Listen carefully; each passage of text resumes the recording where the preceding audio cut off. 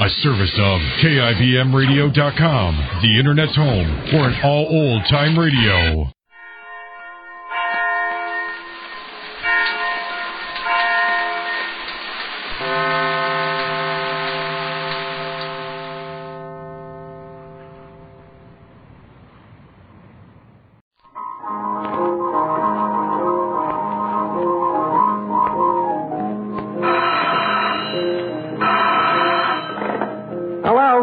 Duffy's Tavern, where the elite meet to eat. Special today, pig's pickled feet. Archie speaking. Duffy ain't here. Oh, hello, Duffy. Yeah. Oh, yeah, must be 3 or 4 customers here already. You hear that, Duffy? You're in business again. Listen, Duffy, you picked out a very bad time to call up. Yeah, we're just going to go on the air for a broadcast. Now, wait a minute, Duffy. Don't get all excited. It ain't costing a cent. No, the network's doing it for prestige. Well, now, Duffy, I can't brandy words with you now. We're just going on the air, I'm telling you. Goodbye, Duffy. I'll see you later.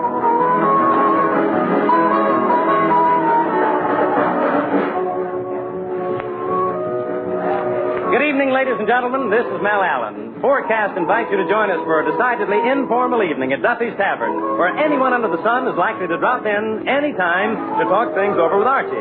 Almost anyone may drop in tonight. Now, people we're sure will be around, however, are Gertrude Neeson, Colonel Stoopnagle, Larry Adler, and John Kirby's orchestra. And now I turn you over to that past master of ceremonies, Archie.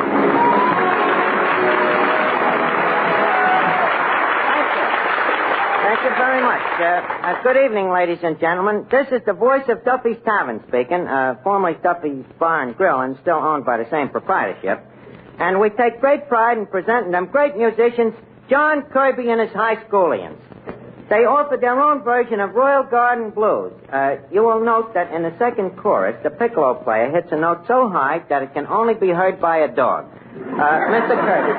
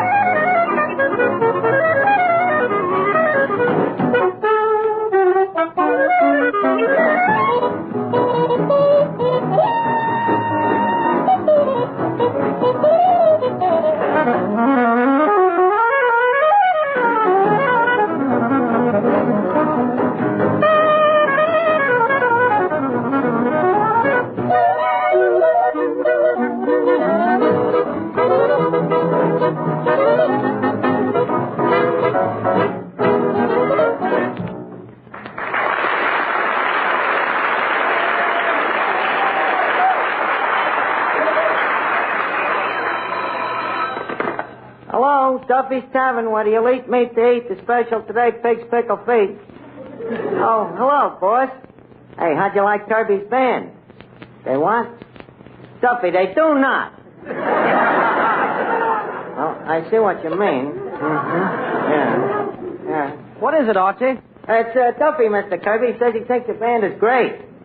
All right, Duffy, I know. Can't tell a guy that, though. You don't understand artists, Duffy. You know, they're much more insensible than you and me. You gotta tolerate them. But Duffy, you haven't liked nothing since Chauncey Olcott cracked up on Mother McCree. You're living in a graveyard full of Irish tennis. Wait a minute, Duffy. Gertrude Neeson, no floor show just walked in. What? All right, I'll tell her. I'll speak to you later. Good evening, Miss Neeson. Hi, Archie. Say, Miss Neeson, I hate to, I hate to bury sleeping dogs, but Duffy has been complaining about you. Oh, what's old Novocaine brain squawking about now? Well, he claims you insulted his best customer, Mr. Feldever K. Beldorf. Was you out to dinner with Beldorf last night? Yes, and I'll never go out with that crumb again. Huh? You know what happened? He asked me to go out to dinner last night, so I go with him. Well, you know how I never like a strange man to pay for my meals. Yeah, I know. So I said to him, Mr. Beldorf, I insist that this dinner should be Dutch. But he said he absolutely wouldn't hear of it. Well, that's nice. He said I had to pay for him, too. That's Beldorf, so what did you do? Oh, I did what any lady would do. I broke a plate over his head. What else could you do? Well, frankly, as man to man, do you think that breaking a plate of soup over a guy's head should be construed as an insult? No, but Beldorf's a little hypersensitive.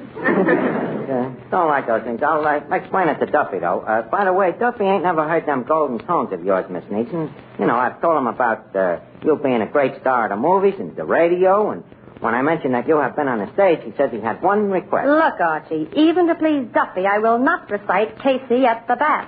Well, all right, then. But would you mind rendering the customers with a song? All right, I'll do something especially for Mr. Duffy. Does he rumba? An amusing question, Miss Neeson. Proceed ahead.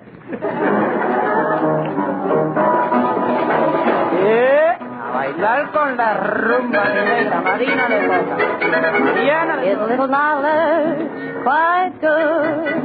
Maybe it won't help you, but it should. You cannot travel unless you know how Latin say yes. That inspirational, so sensational, oh sensational, yes. In Spain they say, si, si. In France they say, oui, oui. Every little Dutch girl says, ja, ja. Every little Russian says, da, da. But, sweetheart, tell me why. No matter how I try, you listen to my plea, won't say yes in any language to me. Why don't you say, si, si. All the monkeys in the tree, they don't have to say, si, si. All they do is wag their little tails. That's a little gag that never fails. But, sweetheart, tell me why. No matter how I try, you'll listen to my plea. Won't say yes in any language to me. Why don't you say, see,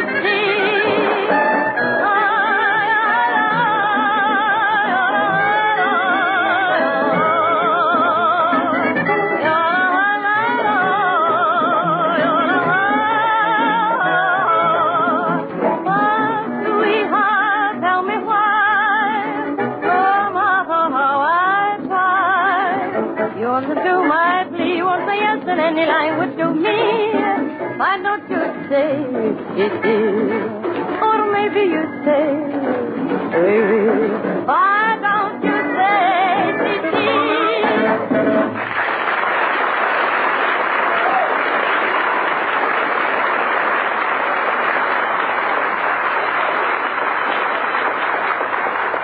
Excuse me.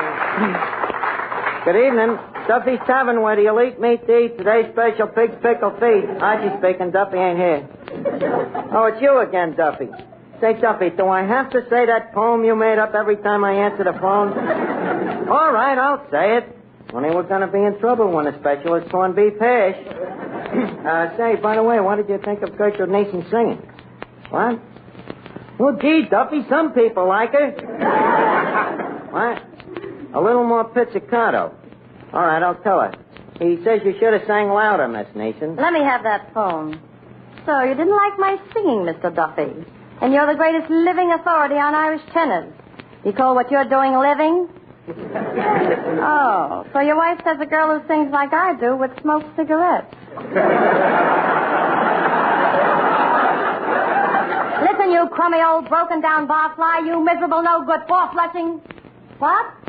Yes, you can call me Gertrude. And furthermore, lame brain, if I had the wings of an angel, I'd beat your brains out with them. Goodbye.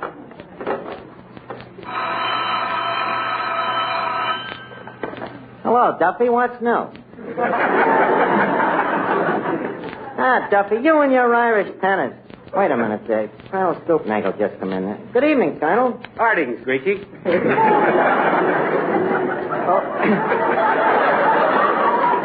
Oh, how are you tonight, Colonel? Oh, I'm in pretty good shape for the shape I'm in. That is, considering my shape. Well, that's pretty good. Have a cigar, Colonel? Yes, I have. Thanks. I'll be right with you, Colonel. Have a seat. Hello, Duffy. The Colonel's got a look in his eye like a $3 porterhouse. If I play my cards right, maybe I can sell him a slice off of that Kansas City steer you've been saving for inflation. Well, listen, Duffy, that steer ain't getting no younger. Okay, see you later. Well, Colonel, you sure are a sight to give a person sore eyes. Here, let me take your hat and shotgun. Been to a wedding? Huh? Been to a wedding? No, Archie, I've been hunting ducks. Hey, Nimrod, would you mind not pointing that shotgun at my head? I just had my hair done. Pardon me, madam, but you don't have to be afraid of this fowling piece, unless you happen to be a duck. Well, she don't happen to be no duck, Colonel. She happens to be a canary. Colonel Stoopnagle, this is our chanteuse, Miss Gertrude Neeson. How do you do? I'm sure. Well, I haven't seen you in a long time. You're putting on quite a front stoop, Nagel.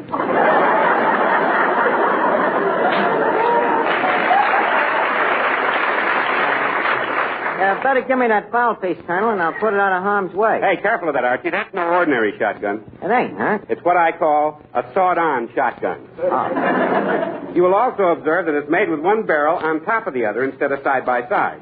It's for shooting ducks who happen to be riding piggyback. That's certainly a very clever blundering bust, Colonel. Blundering bust. Oh, indubitable. Yes. And here's another startling feature about it. One barrel is loaded with bullets, and the other barrel is loaded with nothing. Loaded with nothing? Why is that? Well, the loaded one's for shooting ducks, and the unloaded one is for not shooting innocent bystanders. Oh. Say, Archie, how about that steak for the Colonel? Oh, yeah. Thanks for reminding me. Say, Colonel, we got a steak here we've been saving especially for you. Archie, now you're talking. After that duck hunt, I could eat a horse. Colonel, you have placed an order. Next, that saddle steak for Colonel Stoopnagle. Want me to ride it in, boss? No, just slap it on the rump and hold the kitchen door open. It'll walk it. Oh, good evening, Officer Clancy. What'll it be, the usual absence frappe? Never mind that. Who belongs to the blue sedan parked outside, next to the fire hydrant? Well, what's wrong with that? It's my own fire hydrant. Now listen, you. Now, you listen, Clancy. You're supposed to be a friend of Duffy's. Why do you always come in here annoying the customers? You listen here, Archie, and don't be giving me no back talk. You keep your customers obeying the law, or I'll close you up. Well, you can't close us up. We ain't got a license. Yeah, but I know. Well, don't let it happen again. Okay, Clancy. Holy smoke, Colonel. If he ever finds out we really got a license, we're going to be in trouble. Well, don't worry, Archie. I've got a pull with the mayor. I can arrange to have your license revoked. Oh, thanks. Thanks very much, Miss Mason. Oh, nothing at all. Say, Archie. Yes, Colonel. Could I interest you in this thing here that I've just invented? Well, what is it, Colonel? To me, it looks just like a door. A door it is. It's a bathroom door that you don't have to wait outside of. You don't have to wait outside of it. Well, why is that, Colonel? Because it opens into a closet. Gosh, Colonel, you sure have got a furtive mind. I'll bet you'd have a million suggestions how to improve this place. Well, I have one idea you might use, Archie. I've just invented a brand new drink. It's made by brewing malt and yeast and hops together, and the result is a tangy, golden liquid with a frothy head on it. But, Colonel, we got that here. That's beer. That's odd. That's what I call mine. Now, wait a minute, Colonel. Beer was invented more than 2,000 years ago. Really? It seems like only yesterday. Say, Colonel, have you ever tried your hand at inventing an Irish tenor? Why? Well, Duffy says either I either get an Irish tenor or I'm fired. My boy, never despair. I, Colonel Lemuel Q. Stoopnagle, am an Irish tenor. Aretha, we're safe. Oh, but wait a minute. Duffy only likes Irish tenors. Ah, sure, me own mother was a queen of the quins of County Down. Ah, she was indeed. Indeed, she was. Ah. How well I remember me mother and I. Colonel. Over Hey, Colonel. Now, store walk Irish. Hey, Colonel. Colonel, can you sing with a kind of a catch in your voice, maybe? Listen, Archie, when you hear me sing My Wild Irish Rose, you'll hear the lakes of Killarney. You'll hear the Shannon River flowing softly down to the sea. You'll hear the lilt of Irish laughter, the salt of Irish tears, the beat of brave Irish hearts, and the wail of the Irish banshee. Oh, she was indeed. Indeed, she was. See what I mean, Archie? Yeah, that's just what I'm afraid of. If it ain't done right, Duffy will be on that phone quicker than Jack Robinson and tear the roof off me. Don't worry about a thing, Archie. This will be magnificent. To the pipes, Mr. Kirby. My wild Irish rose. Colonel, I think you better stop. You may look at. Hello? This is Finnegan's Pharmacy. This is Finnegan the pharmacist speaking. All right, Duffy, don't get so excited. All right, well, he stopped, didn't he? What? Oh, Duffy. Well, that ain't possible. No, Duffy, it is not possible. All right. Hey, what was that, Archie? Nothing. We had a request, that's all. Well, I'm always glad to oblige. What was the request? Never mind. You couldn't do it. Say, Archie. Say, Archie. Yeah? Look who just came in. You know Larry Adler, the harmonica player. Why, sure. How are you, Mr. Adler? Glad to see you. Hello, Archie. Nice seeing you again. Say, Archie, you know Larry Adler happens to be the finest harmonica player in the world. You think Duffy would like a sample of his talent? That Duffy don't want guys with talent. He wants Irish tenors. Well, Archie, if it'll help at all, I know a million Irish tunes. Hey, Mr. Adler. Do you know Danny Boy? Duffy always liked that one. Sure, me boyo, I know it well. Okay. Well, let's take a chance on Mr. Adler. But, Mr. Allen, when you announce him, you know, there's no use confusing Duffy about the man's name. You know what I mean. Yeah. I get it, Archie. I get it. Ladies and gentlemen, Danny Boy, played on the harmonica by the world's greatest harmonica virtuoso, Larry O'Adler.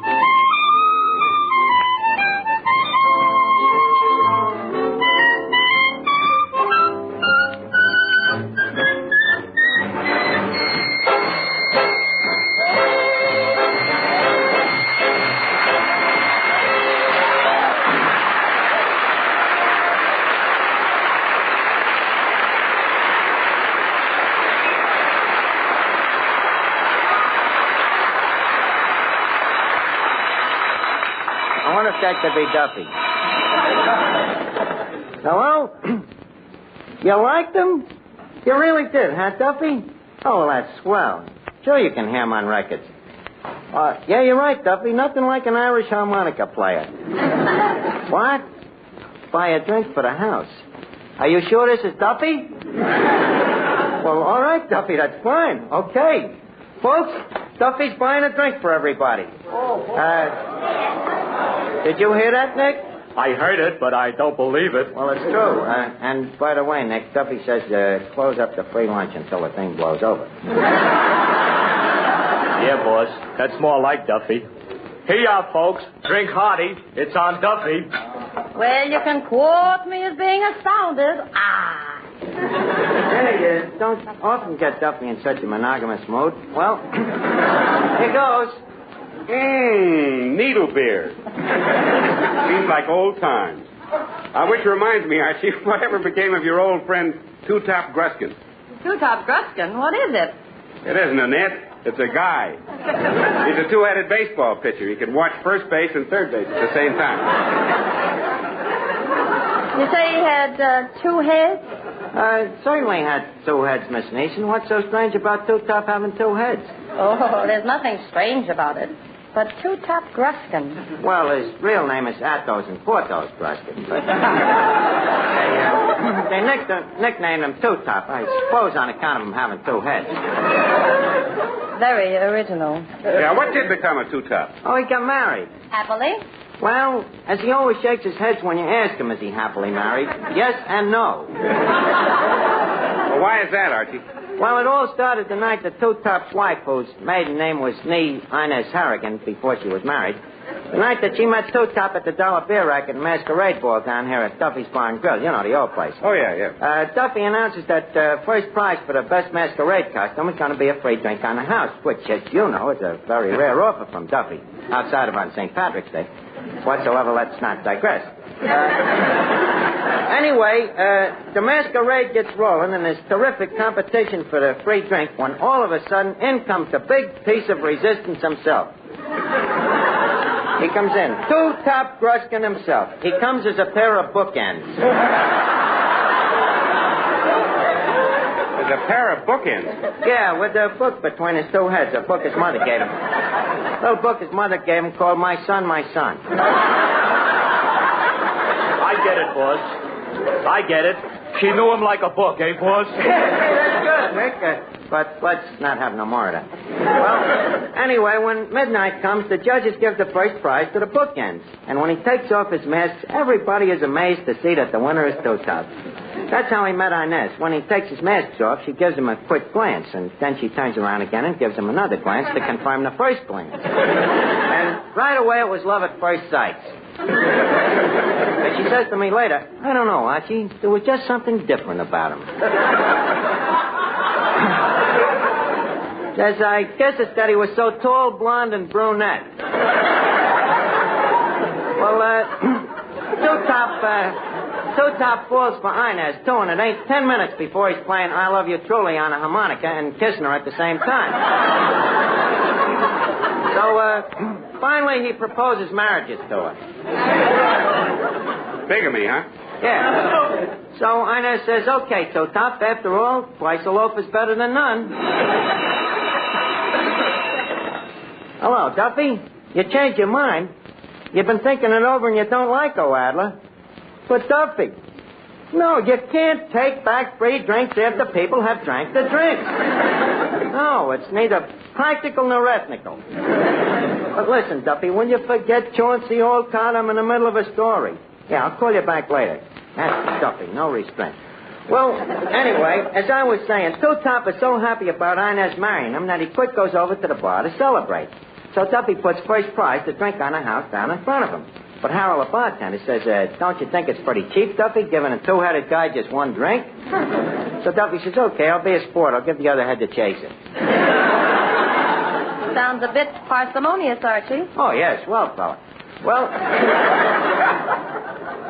Two-Top takes the drink, see?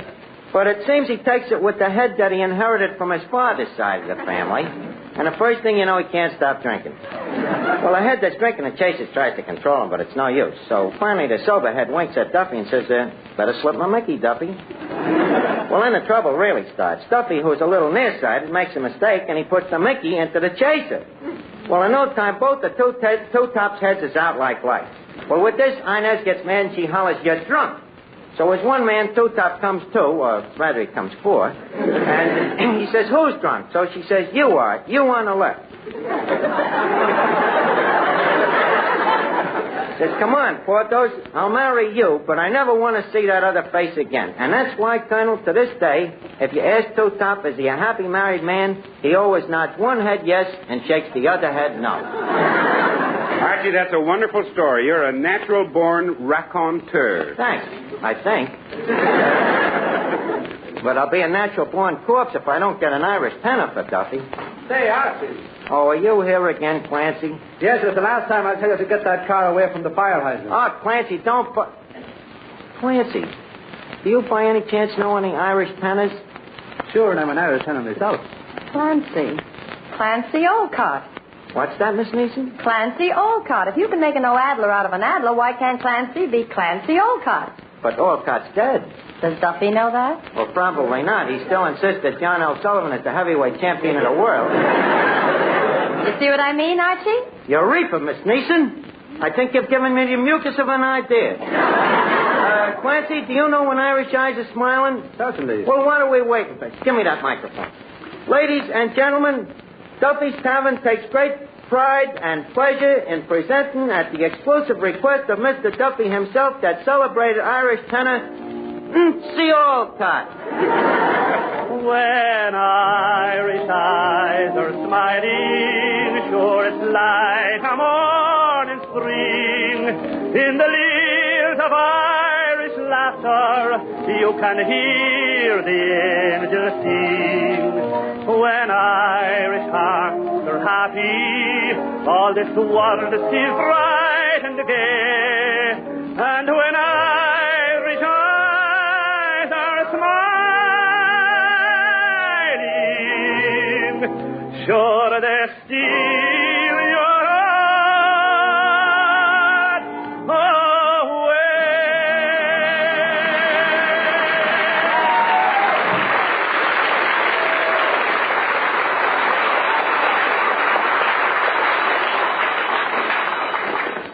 Hello, Duffy. You liked it, huh? Well, it's about time you heaped an encomium at me. What? Ah, Duffy. What do you know? He's crying. Always cries when he hears an Irish tenor. Ah, now, Duffy, please. Oh, stop, Duffy, stop. Of course we all love you, Duffy. Everybody loves you. Oh, the world ain't against you. Oh, for the love of Mike, Duffy, it ain't true. I tell you, we love you like I was our own father.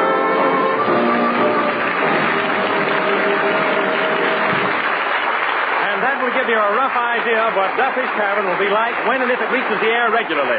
Tonight's program, like each forecast show, is intended as a sample broadcast, an illustration of what you may expect of Duffy's Tavern if it eventually becomes a weekly radio feature. If you want to hear more from Archie, from Gertrude Neeson, from John Kirby's orchestra, and from the never audible but always active Duffy himself, write to CBS and tell us so. Your applause will help to make Duffy's Tavern a weekly broadcast feature.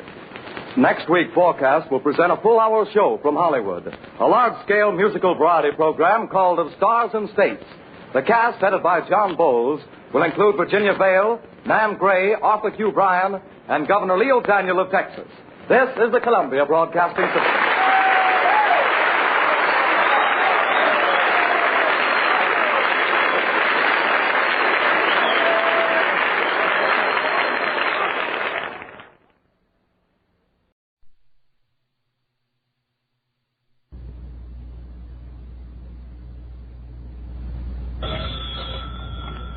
Duffy's, where do you like me to eat? Archie the manager speaking. Duffy ain't here. Hello, Duffy. Tonight, Clifton Fadiman. Had a mental brain from the radio. Huh? Is he the guy who says what? Madam, what is your problem? No, Duffy, you're thinking of Mark Anthony.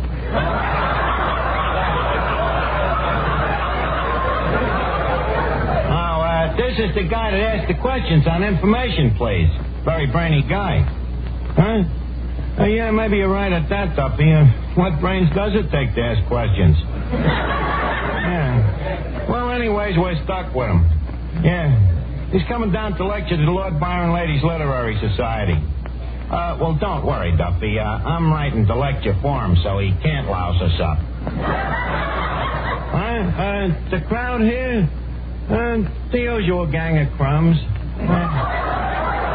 Yeah, but, oh, by the way, Moriarty just come in. He's very sore at the government. Yeah, for canceling last year's income tax. Well, you remember when he filled out his return, he chiseled so much he didn't pay nothing? Now he figures he's losing money. Yeah. Well, I'll call you back, Duffy. Okay.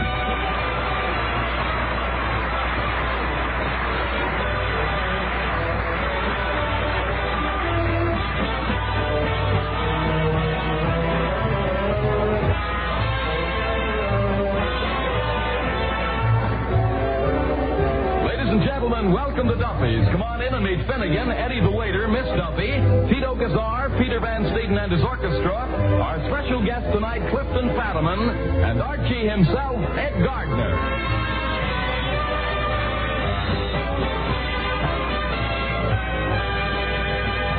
Hey, Mr. Archie? Yeah? Well, what happened to the sign? What sign, Eddie? The watch your hats and coats sign. There it is, only I've rephrased the words so that Clifton Fadiman will feel more at home here. Read it. Let me see. Maintain scrutiny of thy chapeaus and hats. Nice and confusing, ain't it? Yes, isn't it? It's a quotation from Shakespeare. Did you ever see any of Shakespeare's plays, Eddie? One, As You Like It. Well? I didn't like it. Oh, I don't know. Maybe he had an off day that day. Hello, Arch. Well, Clifton Finnegan. Hello, Finnegan. Arch, look at this boy of my God. A poem by Crackpot O'Toole of Fortune. Dedicated right at me personal. Oh, yeah, that's nice. What's the poem, Finnegan? I'll read it to you. Some men is fools and morons, and some is even judge. But you, dear Clifton, combine them all, nature has gave you the words.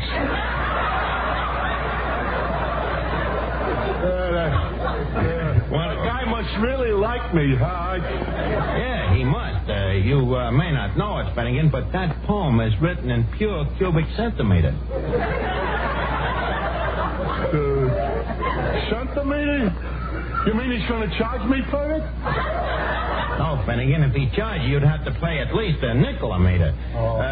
Don't forget, that's an original crackpot. Archie? Oh, yes, Miss Duffy. Did you see my Dostoevsky? Your what? My Dostoevsky. Is it animal, vegetable, or mineral? No, it's a book. Miss Duffy, what would you be doing with a book?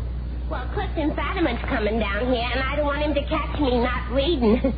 Well, naturally, You see, if everybody stopped reading, authors would stop writing. And if authors stopped writing because nobody was reading, Mr. Fadiman, being a critic, couldn't read what authors were writing, and that would put an end to his writing about reading. And the poor man would be out of a job.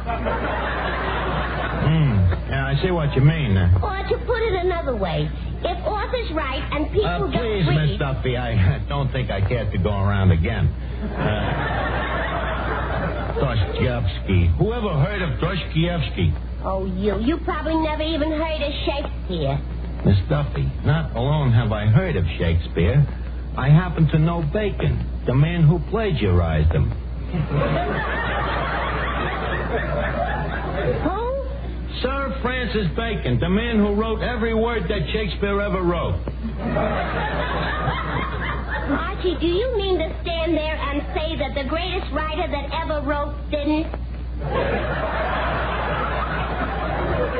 Yes, I do. Shakespeare, the so-called bard of Stratford Avenue. I maintain that he is strictly a phony. Archie, how can you say such a thing about a man who's too dead to defend himself? Miss Duffy, you dig him up and I'll tell it to him to his face. Well, wait a minute, Archie. Maybe we're talking about not the same Shakespeare. What was the first name of yours? William. Yeah, that's the one, all right. Of course, William Randolph Shakespeare. Besides, Miss Duffy, when you talk about guys like Shakespeare, it ain't necessary to mention their first names. Everybody knows who you mean. I differ with you. In what respect? How about Washington? Miss Duffy, if I went up to a strange guy and said Washington, I'm sure the guy would know that I meant George. Not if he was selling train tickets. If I was buying a train ticket, I would say Washington, D.C. Then why don't you say Shakespeare, D.C.? Because I ain't going to Shakespeare, D.C. Why not? Because I can't get a room. Look, Miss Duffy, I got Clifton Fadiman coming down here to read my lecture to Mrs. Piddleton and them dames, and I got a lot on my mind.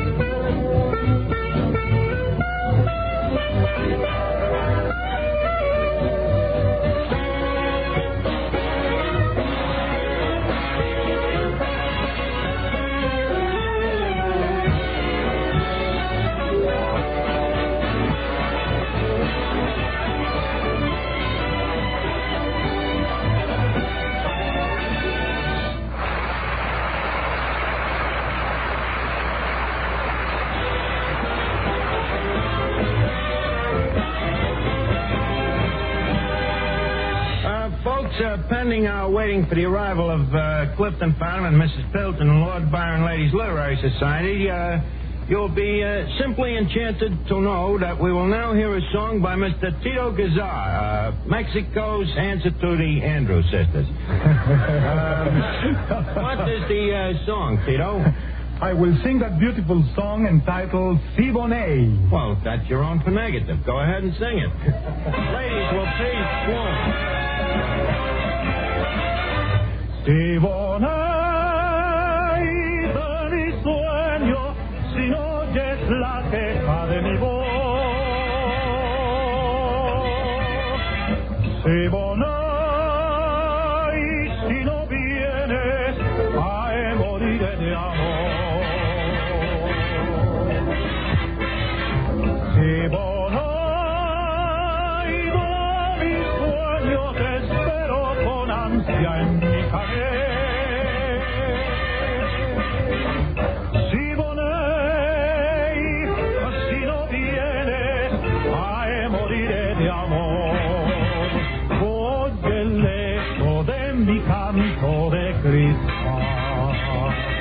Si Bonet, yo te quiero, yo me muero por tu amor.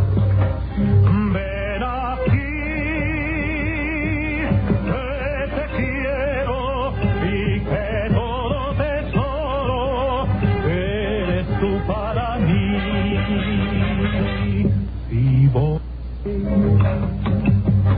al arrullo de tu palma pienso en ti.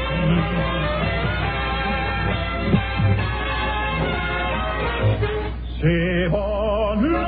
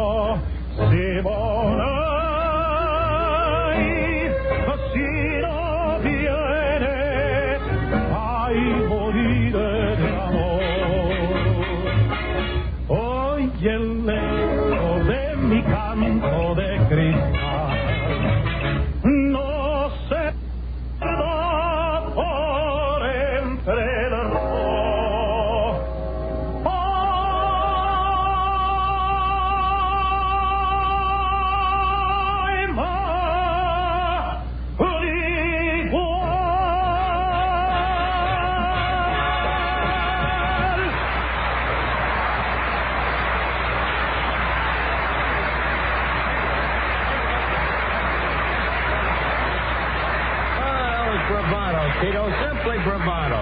Mucho groucho. Say, Mr. Archie, did that Mr. Fadiman drink coffee? Coffee? I guess so. Eddie, why? Well, we're running a little short. Well, add some chicory to what you got. Okay. But chicory added to chicory is going to taste a little like...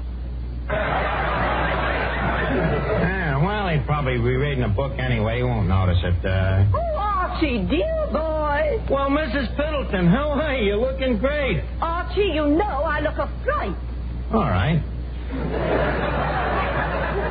What makes you look like such a fright? Oh, I've had a terrible experience. Terrible.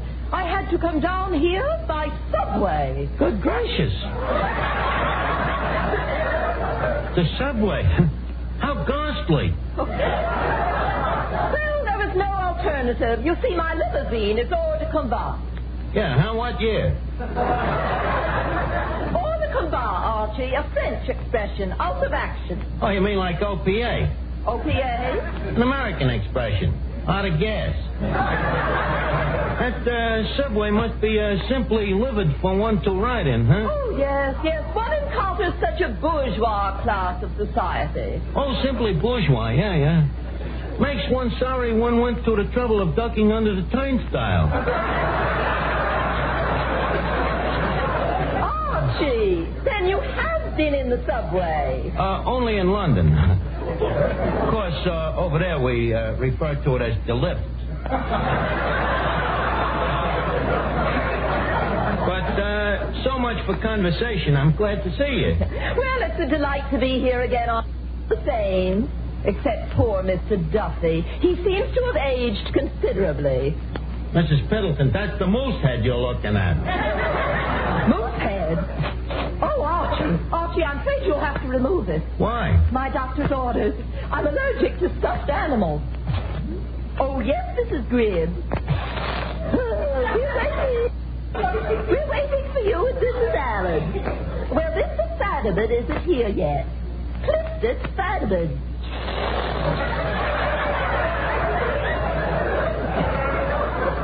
Oh, my dear, I can't help it. There's a moose here, and it does something to my hay fever. I should do what? It already has been shot. Oh, yes, he's speaking tonight on literature. Don't Dr. Booth. Clifton Fadiman. Well, we'll wait for you, darling. Goodbye.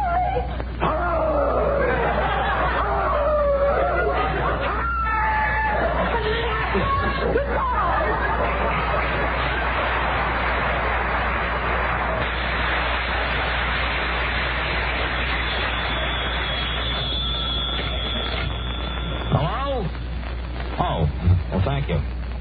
Mrs. Piddleton, the operator says Gesundheit.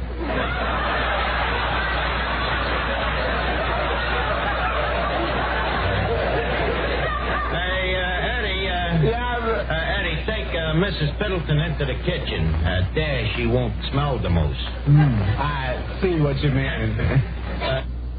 What, Miss Duffy? Ain't that Mr. Fadiman coming in? Oh, sure, Clifton Fadiman.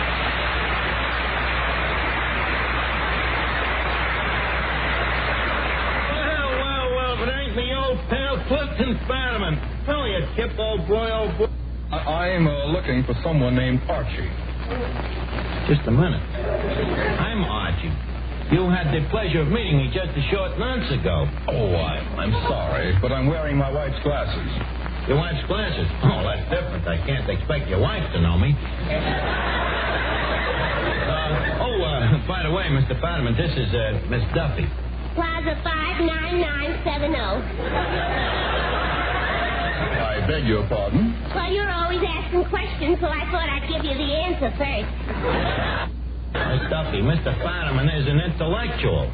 He don't go out with dames. That intellectual I ain't. In fact, when it comes to dames, my taste is positively lowbrow. Plaza 59970.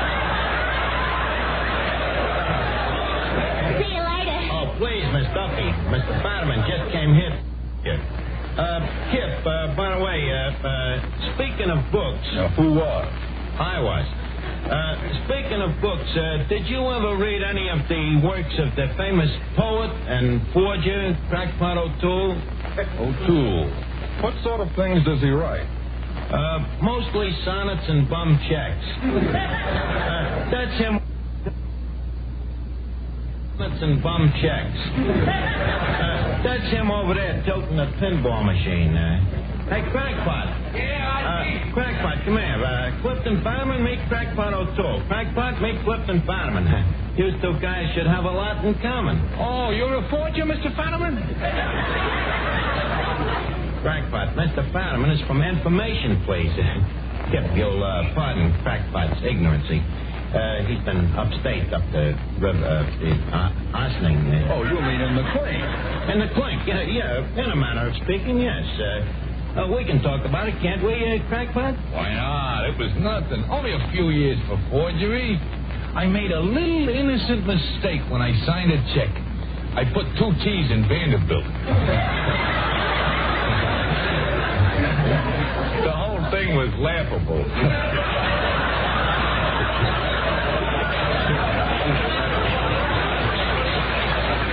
By the way, Kip, someday if you get a chance, I'd like you to get a look at Crackpot's adaptation of Shakespeare.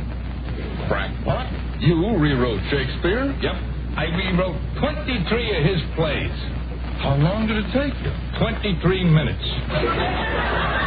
23 minutes, Crackpot. I bet you Shakespeare himself didn't even write it that fast. Well, after all, Arch, I got an edge on the guy. I'm ambidextrous. What's that? Two-handed dextrous. I can write with both hands. Mr. Fadiman, couldn't you use Crackpot on information, please, sometime? But, Archie, we have a poetry expert, John Kieran. Granted, but suppose you ask Kieran to quote you something, say, from Lord Byron. Could he do it? Of course. He could quote whole stanzas. Could Crackpot do that? Not alone could Crackpot quote whole stanzas, he could give you the whole poem in Byron's own handwriting. Thanks, Arch. Okay, Crackpot. Yeah? Middleton wants to know when the lecture's going to start. Oh, any minute, Eddie. Go over and talk to her. Keep her happy for a second. I've been talking to her. I say Gesundheit, she said thank you. I say Gesundheit, she said thank you. I say Gesundheit, she said thank you. It's pretty monotonous conversation. Well, talk to her anyways. Are you ready for the lecture, Mr. Fadiman? All ready. Okay, you ready, Danny? Ready. Ladies and gentlemen. Just a second, Mr. Fadiman. What's right is right. Danny started first. Besides, you ain't studied the lecture that I wrote for you. You wrote a lecture for me? You seem amazed. I'll go over it with you in a minute.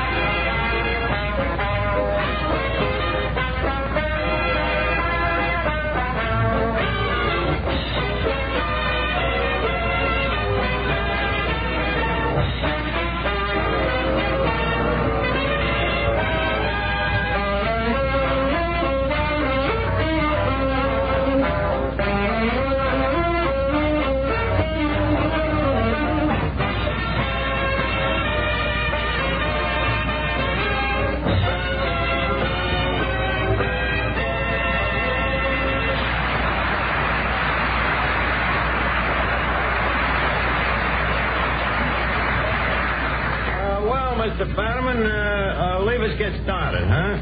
Archie, did I hear you correctly? You wrote a lecture for me? That's right. And you expect me to read it? Don't worry, there ain't many big words. And what ones there is, I wrote out in capital type. Here it is. But I brought my own lecture. Your own lecture? Look, Fadiman, suppose you was in my spot. Would you let every Tom, Dick, and Harry come in off the street and read his own stuff? How do I know it's clean? How do I know it makes sense? Well, I was just going to talk about the rudimentary forms of iambic pentameter. You see? Listen, in this business, we got to protect ourselves.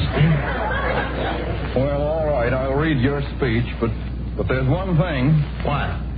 If I get fired from information, please, can I eat here? That I wouldn't advise. Now, please, leave us get going, huh? Oh, Archie. Archie, when is the lecture going to start? Any minute, Mrs. Middleton. Mrs. B, this is Clifton Fadiman. Oh, Mr. Fadiman, I want you to know how seriously happy it makes us girls to have a man like you talk to us. Mrs. Piddleton. These days, it makes girls deliriously happy if any man talks to them. Leave us get on with the lecture, huh? Trumpets, please. Thank you. Your man is improving, Mr. Van Steeden. Thank you. Ladies, I introduce a man who needs no introduction. So, without further introducing him, I present you Mr. Clifton Fadiman. A lecture, Mr. Fadiman. Thank yous, one and all. Ladies of the Lord Byron Ladies Literary Society, my subject for tonight is contemporary literature. I will discuss contemporary literature from literature in the Middle Ages to books for children. Literature is divided into three parts: fiction, non-fiction, and... Archie, where's the third part? I couldn't think of it. I went nuts. Go on. Literature was started by the cavemen who used to chop out stories in stone with an axe, hence the term hack writer. This, however, was very hard on the circulating libraries, as people got tired carrying home them stone books. Besides, many times the stones would fall on the author, crushing him, hence the expression, pulp writer.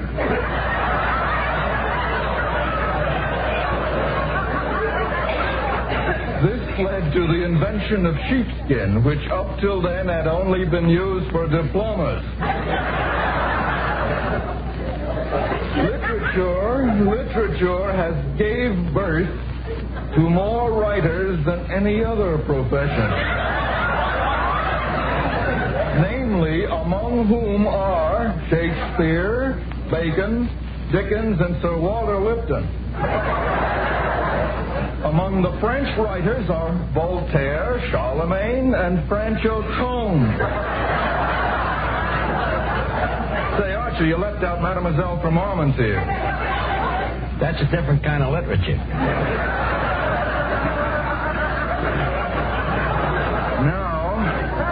Now, among the American writers is also a great assortment of literary authors.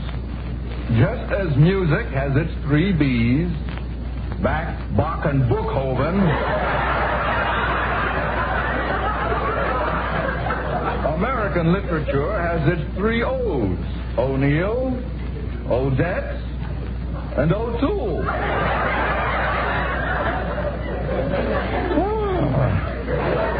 Next comes the Russian writers, among who is Tolstoy, Rimsky-Korsakov, Dostoevsky, and the greatest Russian of them all. Oh, I can't. Go ahead, Fadiman. Ivanhoe.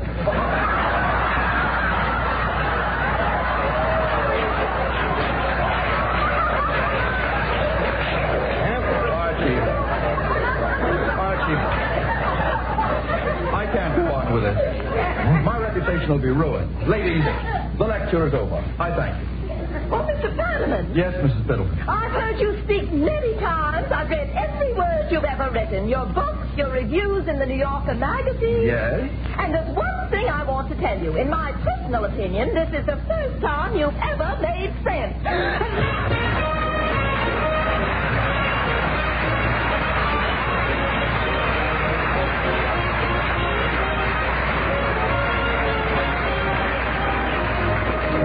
To leave Duffy's for the evening, but let's all meet again at Duffy's next week when our guest will be Monty Woolley. You have a half hour next Tuesday evening at the same time. Remember, Duffy's where you leave me deep. Yeah, Duffy, next week, Monty Woolley. Hey, yeah, the guy with the beard. Huh? The hot weather? Don't worry, Duffy. Nature takes care of them things. In the summer, he sheds.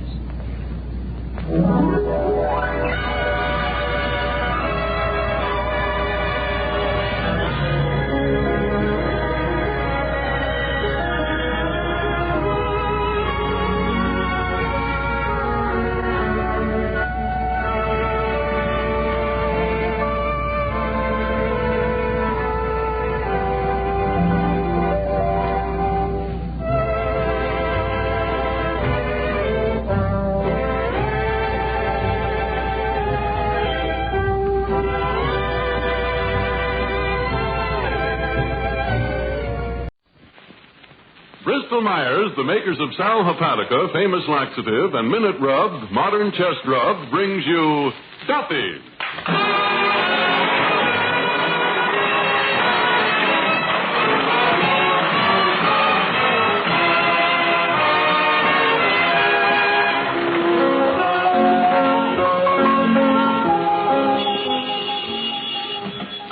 Hello, Duffy's where the elite meet to eat. Archie, the manager, speaking. Duffy ain't here.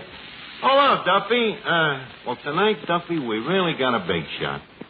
Bing Crosby. Crosby. C-R-O-S-B.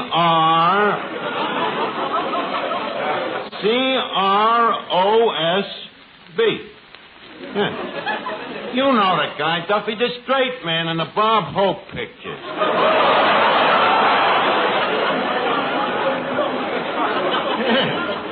Yeah, that's right. Bob Crosby's older brother. Yeah, the crooner with the 4 sons. Huh? Was Bing always a crooner? No, he studied singing for 8 years before he found out he couldn't sing. But by that time it was too late. He was too famous to quit. Hey, Duffy, why don't you sell Bing and have an interest in the joint here? No kidding. Well, a guy like that could help us with the labor shortage. Yeah, he grows his own bus boys.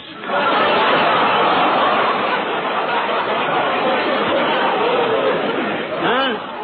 Mrs. Duffy wants to meet Bing? What for? But, Duffy, what could he use her for? She's too big for a sarong and too slow for the track. Huh? Well, I'll talk to Bing about the partnership, Duffy. Okay. So long.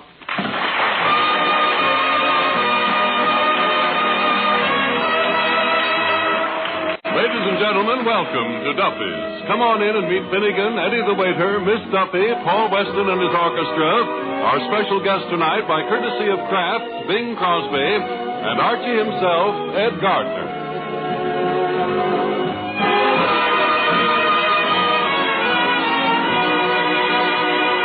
Hey, Eddie, did you hear? Bing Crosby might buy a half interest in this place. What? Bing Crosby? The one that wears them shirts? Yeah. The one with the 4 sons? Yeah. The one with them race horses? Yeah. He's going to buy a half interest in this place? Yeah. I suppose he just don't care anymore. Listen, Eddie, with good management, this place could show a very nice overhead. Especially with the new floor show that I wrote for Crosby. Oh, you wrote it, huh? Yeah, I wrote it. It's going to have the same flavor as his radio show. He's on a cheese program, ain't he? Nah. Yeah, good, huh? Let's see now. There's Trudy Irwin, John Trot Scotter. Cobb Kempenture. Yeah, Cobb, and that Yuki. Who's going to be Yuki? You? Oh, no, I'm too statuesque. Oh, for the part of Yuki, I gotta get a guy that's very short and a little stupid. What? Hiya, Finnegan. Not quite short enough, huh? No, but he's a little more stupid, so it comes out even. Finnegan, how would you like to be an actor? An actor? Oh, boy. I got me them. I got you, dear. I got some. Oh, let's see more. I got just a minute, Finnegan. Finnegan, calm yourself. Anything more? Stop it, will you? Finnegan, look, I don't mean a song and dance man. I mean a comedian. Oh, comedian?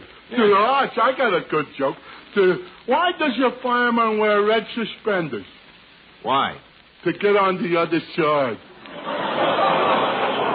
Finnegan, I'm afraid your humor is a little too delicate for this show.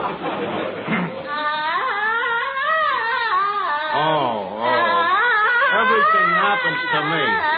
Miss Duffy, will you please stop with that noise? Well, what's wrong with my voice? Oh, nothing at all. But how can you yell like that with nobody beating you?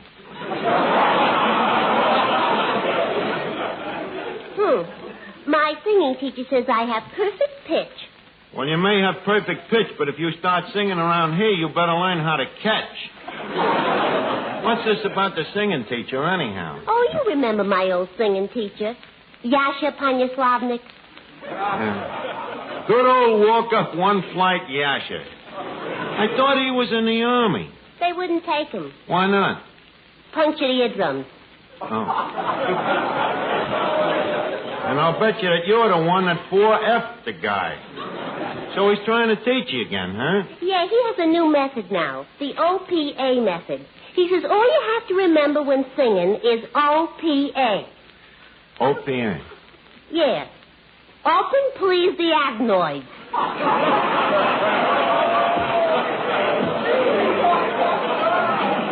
Oh, boy. You just wait till Bing Crosby hears me. Now, listen, Miss Duffy, when Crosby gets here, if you open one crummy adenoid...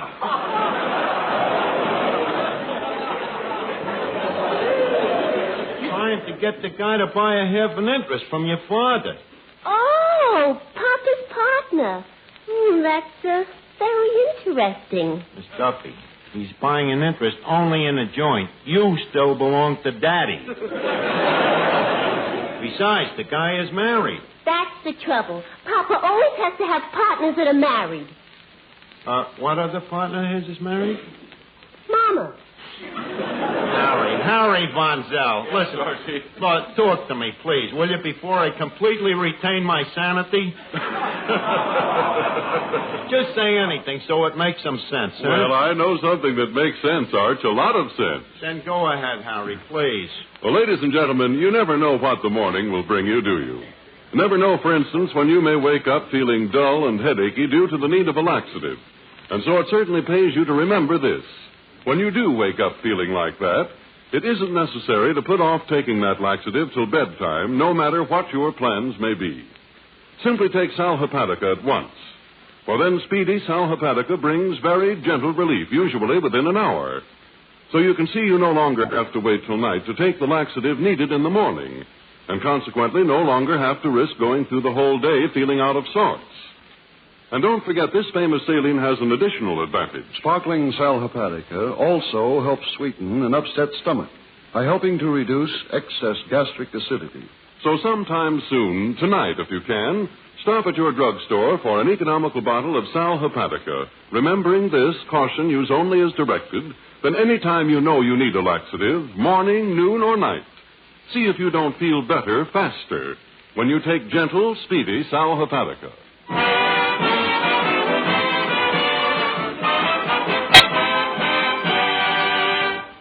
see. I got to figure out what this business is worth. Eddie, how many new customers would you say come in this place tonight?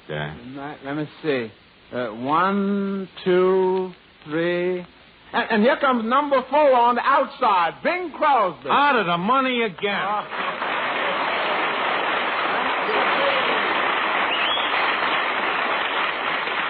Well, Bing, welcome to Duffy's. How do you like the joint here? Frankly, Archie, it warms the cockles of this peripatetic old troubadour's palpitator to find himself so unostentatiously ensconced within the sacred precincts of this Tanglefoot Emporium. Oh. He pops out with them syllables like they were sons. Of course, I personally don't mind them big words, but it ain't fair to people who don't understand them, you know? Like who? Like you. Well, leave us lay off. Now, if you want to use big words, I'll match your vocabulary. I'll match you anytime. Okay, Archie, a truce, huh? Right. Now, how do you like the joint here? Briefly. Stinks.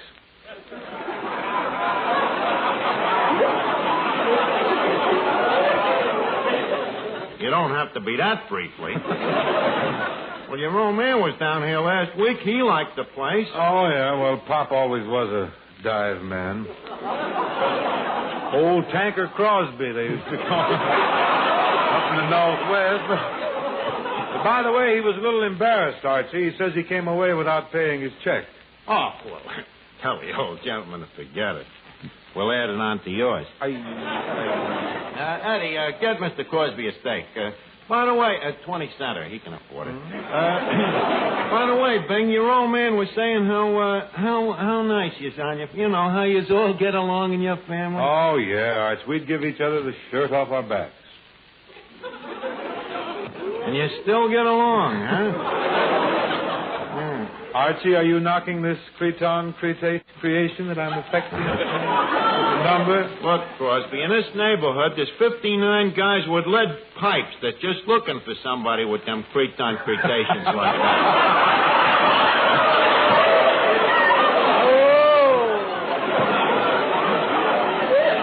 A little too sharp for you, huh? Yeah, it's a little sharp. You see, now take me for contrast. Take the way I dress. You see these pants? Mm-hmm. Used to be part of a whole suit. You see, it's quiet, good taste, made out of genuine herringbones. Herring, huh? Yeah. The knees look a little marinated, I thought. Yeah. And now take my shirt, you know. Look at it. Simple, not a bit ostentatious, you know. You got a cute idea there, too, that having the collars and the cuffs trimmed in black.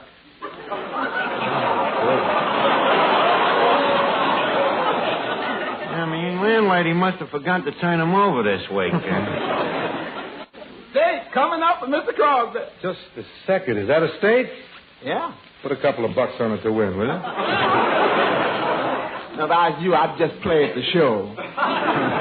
Eddie, maybe you better scratch it. Hey, I'd like to meet Mr. Crosby. Mr. Finnegan, Mr. Crosby. Mr. Finnegan. Mr. Crosby, I'm glad to meet you. You know, I've been told that my voice sounds just like yours. Who told you that? Frank Sinatra.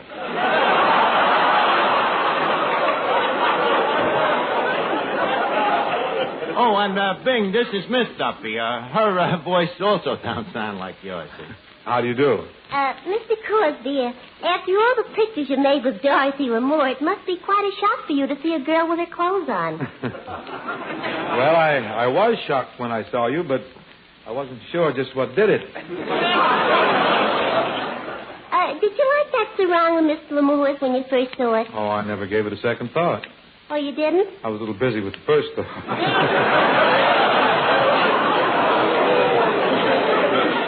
Well, I think it's indecent. I wouldn't be seen wearing so little.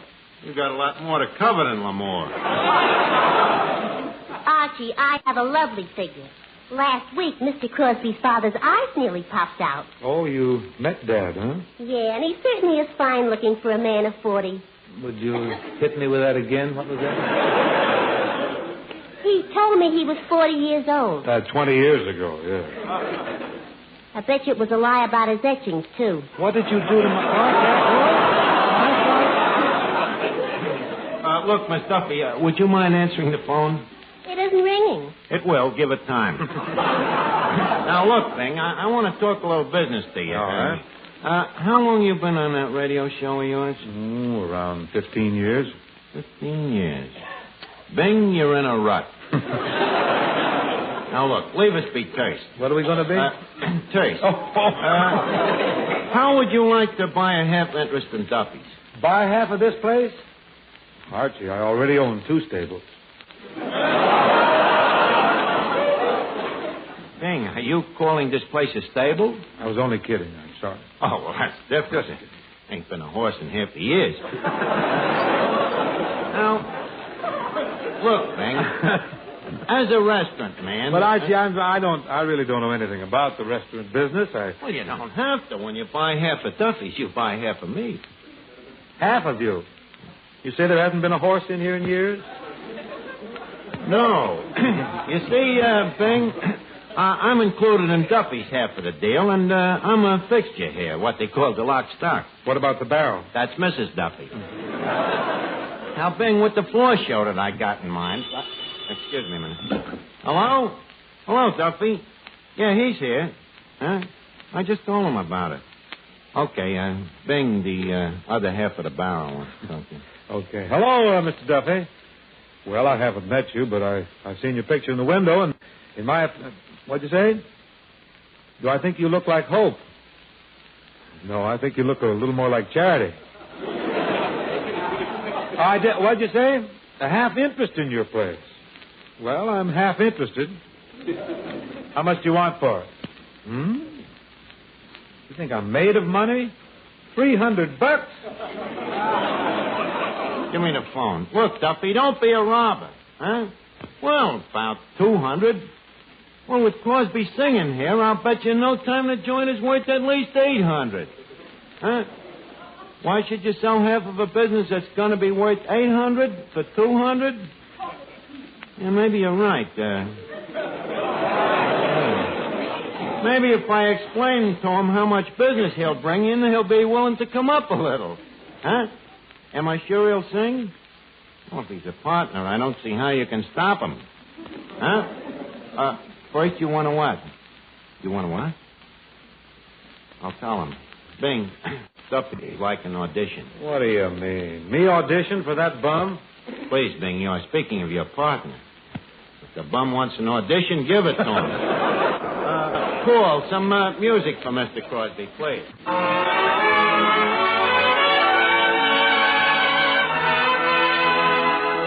How sweet you are, how sweet you are, how dear your tenderly smiling face. Through days all bitter and gray and grim,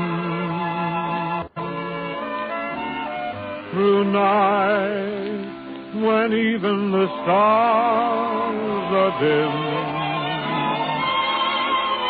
how sweet to know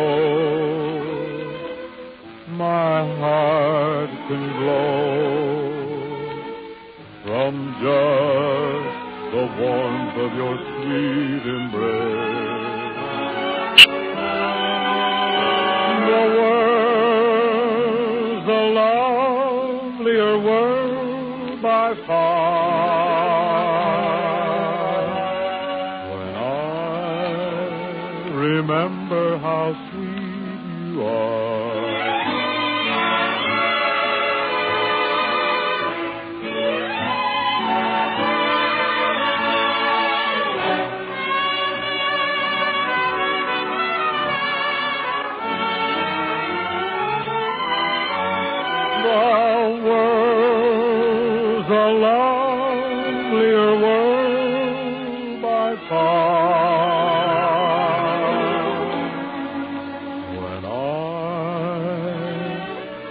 Remember how how sweet you are.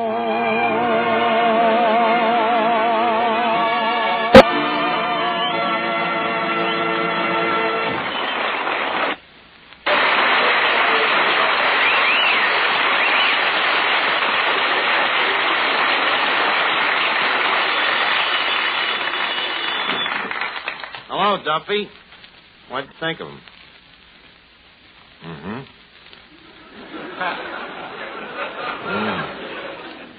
You'd rather have a silent partner. Well, look, Duffy, give him another chance. Listen to him once more in this floor show that I wrote, huh? Okay, Duffy. Hey, Arch, did I hear you say that you wrote a floor show? Yep, Bing, and if Duffy likes it, you're in. Now, how do I get out? Say, Mr. Crosby, you look sort of pale. Hmm? There are 7 of you Crosbys, aren't there? Mm-hmm. Well, maybe you're the one. The one what? The one person out of every 7 who this time of year usually suffers from a cold. You know, Bing, if you had one more brother, we might have stopped him dead. Yeah, but how then would we know what to do about that cold? So proceed with the good word, my good man. Well, thank you, Mr. Crosby. If cold symptoms are making you miserable, ladies and gentlemen, your nose is stuffed up and there's that aching feeling in your muscles, the good word is Minute Rub. To help get relief quickly and easily, simply massage Minute Rub, modern chest rub, on your back and chest.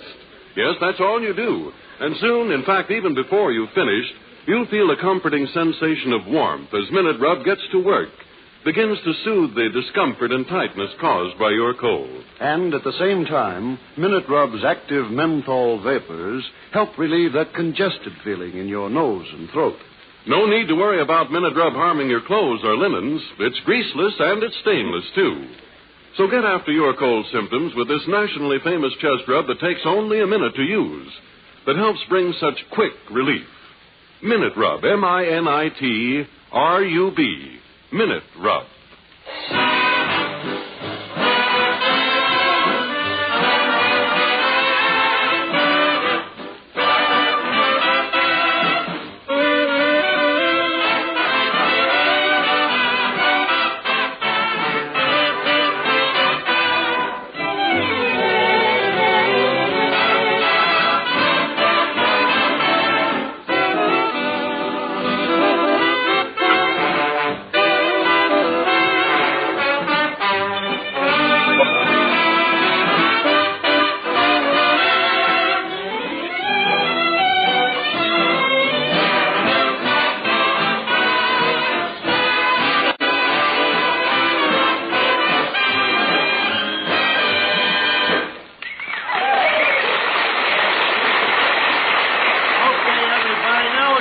The floor show. Miss Duffy, Finnegan, you got your parts? Archie, I just can't go through with this. Why not, Bing? Well, I've read your script, and I don't like to do tragedies.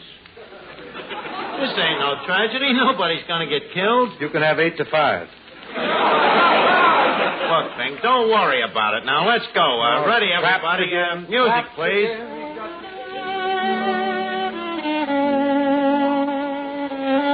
Good evening, ladies and gentlemen, and welcome to the Old Duffy Music Hall. This is your announcer, Ken Archie.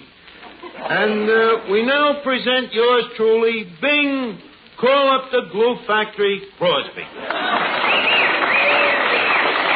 Now, take it, Bing, and stick to the script. Greetings and salutations to the Old Duffy Music Hall, where we gather to. Archie, is that the end of the sentence? Of course. Wouldn't think of splitting up an infinitive. Continue. Now that the Yuletide of Christmas is behooving upon us in 3 more semesters, and wherefore which in this Christmas purchasing season of gifts from one's fellow man to another, leave us be mindful in our Xmas shopping of the immoral words of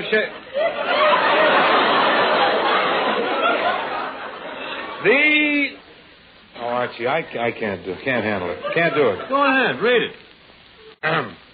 The quality of Macy's is not strange.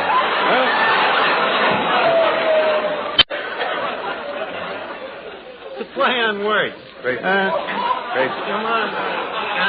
Let's go on with the show now. Good evening, Bing. Well, if it ain't our comedian. Hello, Jerky. Jerky. Say, Archie, shouldn't this be Yuki? Take a look at him. Hello, Jerky. Why were you riding in the park yesterday, side saddle? Side saddle. Oh, because it was a female horse. Hello, Duffy. You didn't get that joke? Well, it don't make no difference, Duffy. Any joke about Bing's horses is a belly laugh. Why? I don't know. Maybe on account of they run on their bellies. Okay, Duffy. On with the show. Say, Bing. Yes, Jerky? You got 4 sons, ain't you? Yes. And Eddie Cantor's got 5 daughters, ain't he? Indeed. So why don't you have your 4 sons marry Cantor's 5 daughters? But, Jerky, there would be one girl left over. Well, somebody's got to take care of Jessel's mother. Great dialogue, huh, Bing? I say great dialogue, huh, Bing? We now stop for station indemnification. Eddie? Okay, Bing, take it. Well, once again, we're back in the good old Duffy Music Hall, the year 1912. Maybe perhaps you remember. The horse car had just replaced the cotton gin. Teddy Roosevelt had just climbed up Sam Wam's hill. And ladies' fashions were changing, too. The wedgie was fast replacing the bustle. You better take this, Archie. Okay. Yes, in 1912, people in the street were singing an old ballad, which went, down the old ox road. So you'll never find out where it is by looking in maps. By looking on the maps. With a little investigation, you'll discover, perhaps, that this old tradition got a place just a proposition called the old ox road. I caught you in the track. The old ox road. Ah, yeah, the old ox road. How well I remember it. Takes me right back to good old North Virginia. Away, down the good old South. River. What memories. Magnolia blossoms floating in the moonlight. Little verandas running around the house. Yes, there was 12 of us little chitlins. Yes, I remember. Grandfather sitting rocking on his old family retainer. Yeah. Drinking them mint junipers. Ah, the South. Take it, Bing. Ah, the South. How well I remember my mammy and pappy. Sitting by the old gin, a-spitting cotton.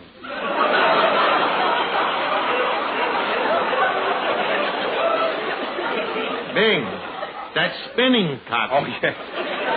Mammy and Pappy spinning cotton. Mammy did the woofs and Pappy did the warps. And there they sat. Mammy all woofed and Pappy all warped.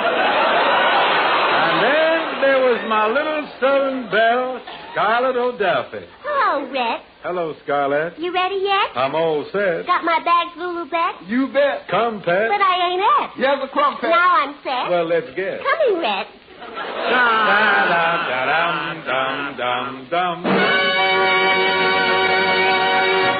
Nice modulation. Oh, beautiful. Should have modulated them trumpet players. Bing, I'll bet you never had no stuff like that on your program, huh? No, a leopard gets better spots than this.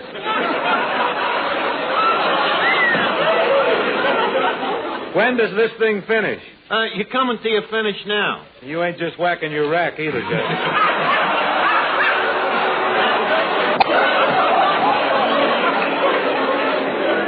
And now we close the old Duffy Music Hall as a soft swell whoop of the horizon greets the dusk of a new equinox. Waits for me and the blue of her eyes meets the gold. Hello, Duffy. How'd you like it? Putrid, huh? Well, Duffy, is it my fault if Crosby can't act? Well, how about the deal? Huh? Has he got the money with him? Probably. Why? Tell him what? Duffy, I think it would be nicer if I told him to buy war bonds with it.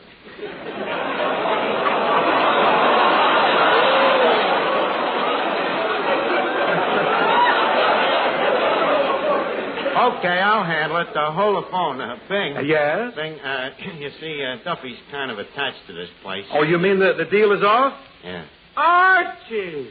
Hey. Now look what you did, Duffy.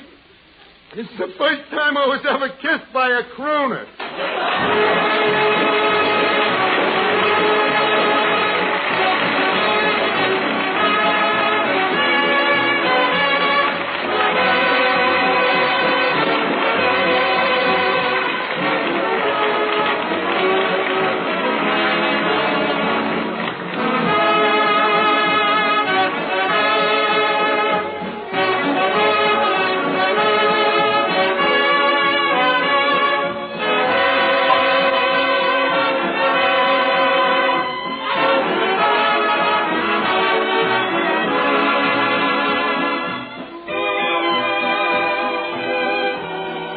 Well, folks, it's about time to leave Duffy's for the evening, but before we go, we want you to know that Bing Crosby is soon to be seen in the Paramount picture Going My Way. Righto, Bing. Let's all meet here again next week when our guests will be Dinah Shore and Joan Davis. And in the meantime, if you have a cold... Remember Minute Rub. If you need a laxative... Remember Sal Hepatica. And if you have a half hour next Tuesday evening at this same time, remember... Duffy's, where do you eat meet eat? Archie the manager speaking. Yeah, Duffy, that's right. Next week, Dinah Shore and Joan Davis. Yeah, Duffy. Bride and Grim.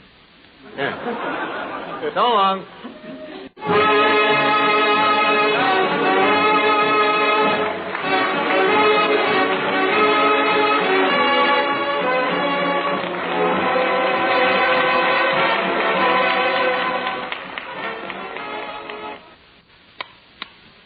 Mothers, 1 minute doesn't seem like much, does it? And yet, well, if your child is suffering from miserable cold symptoms, you can help a lot in just 1 minute.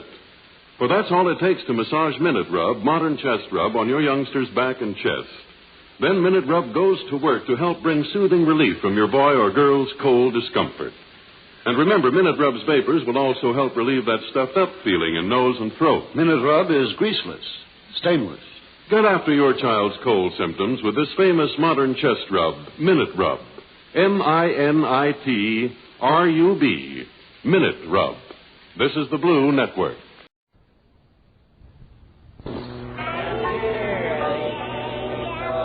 Quiet, everybody. Hello, Duffy's Tavern. Where do you eat meat to eat? Archie the manager speaking. Duffy ain't here. Oh, hello, Duffy. I guess who's coming down tonight? The man who made musical criticism a household word. No, not President Truman.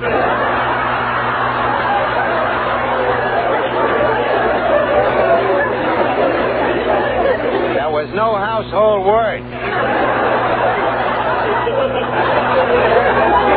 No, it's Deems Taylor. Deems. You know, like in Deems, Dem and Does. You never heard of him. But Duffy's an institution. Deems is to American music what au gratin is to cheese. Look, Duffy, remember when we used to turn on the radio and listen to them dull concerts, you know? Well, he's the guy that used to liven them up with that dull talk. That's the guy, yeah, from the Philharmonica.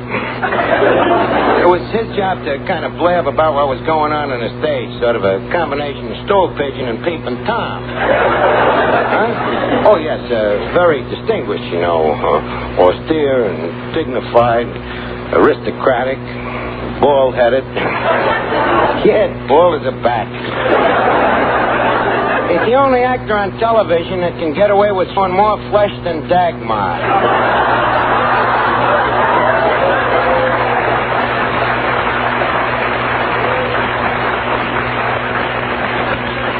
Well, he's coming down tonight to listen to an opera I have wrote for television. Look, Duffy, a crude, vulgar sound like that don't make you no Deems Taylor.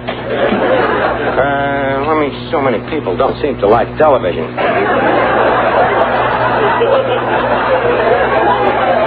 Well, let's see here. I better check this opera to see if I made any mistakes. Let's see. Act 1. The curtain rises. That's your first mistake. Quiet, Bats.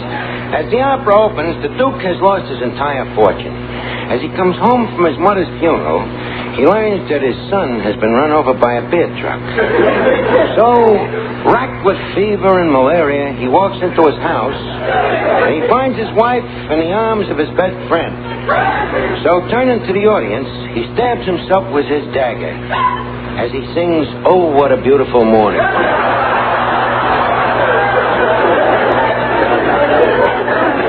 Well, that part's okay. I just wonder what I should call this opera. What would be a good title for an opera, Fats? Longren? Yeah, that sounds a little corny. How about Pagliacci? No, it don't sound like it'd be a name that would catch on. How about Figaro? Don't be silly. That's a fertilizer. Well, we're getting close. What do you mean?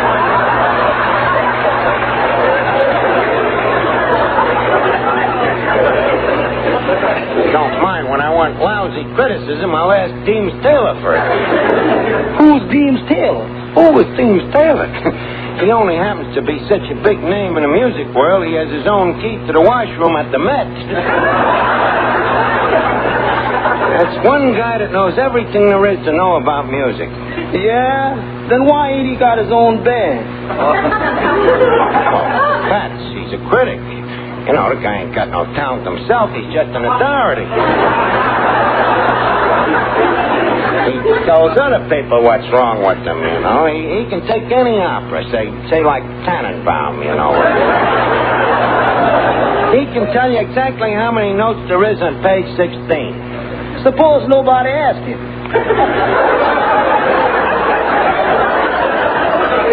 Deems is the type of man who will tell them anyway. Yep, he can even tell you anything you want to know about any composer, living or dead. Oh, hello, Finnegan. Hey, what's that you're writing? I'm knocking out an opera. Oh. Say, Arch, could you use a good soprano?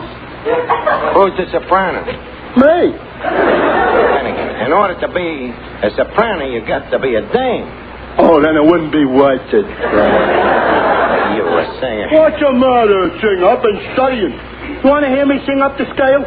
Perish forbid. Oh, listen. That was up the scale. Now, leave me hear you sing down the scale. Well, his voice ain't bad, but he's got a horrible sense of direction. Well, Art, you can't have everything. Look, who learned you to sing like that anyhow, Miss Duffy? No, wasn't Miss Duffy. I learned it from listening to the birds. To the birds? Exactly. Birds can sing better than anybody. Birds can sing. What are you talking? People can sing rings around birds anytime. Oh, yeah? Oh, yeah. Take Lily Punch. She can hit an F above a high C. While balancing herself on a telephone wire?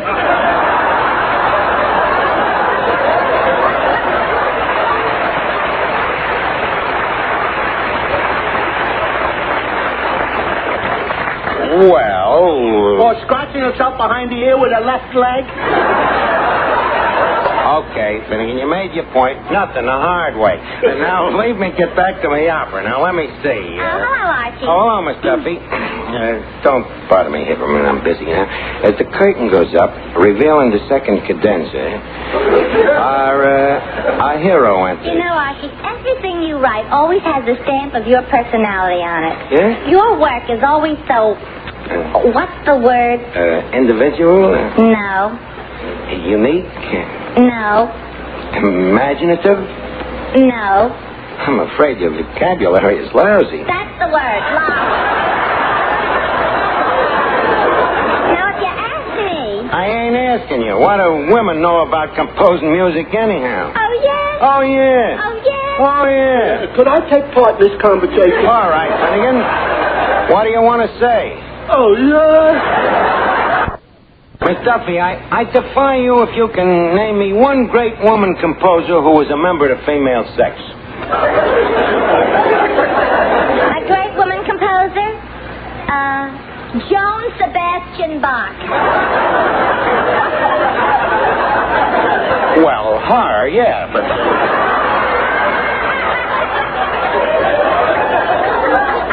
But that's just one. Let me see you name another. Paderewski. Paderewski was a guy. I am referring to his mother. She was a woman. What's that got to do with it?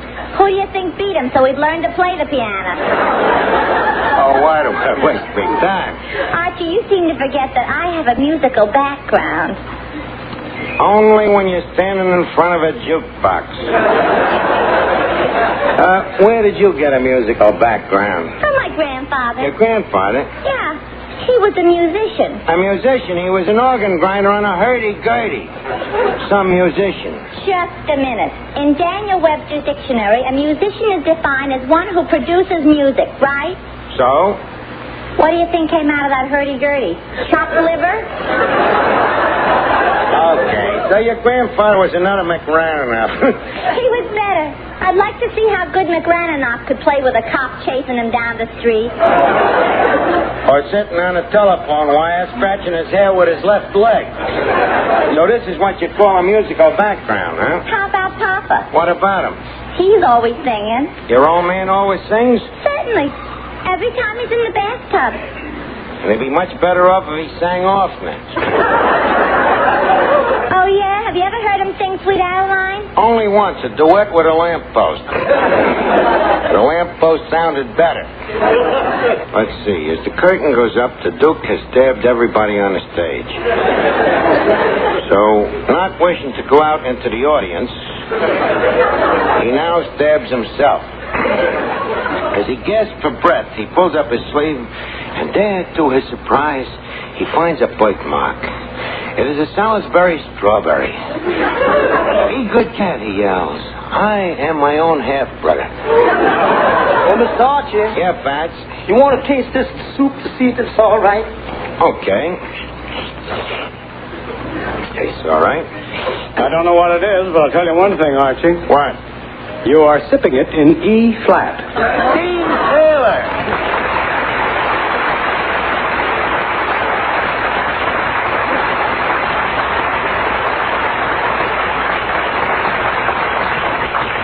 Well, Deems, glad to see you back at the Tavern again. How does the whole place look to you? Well, now I know how Orpheus felt in Hades.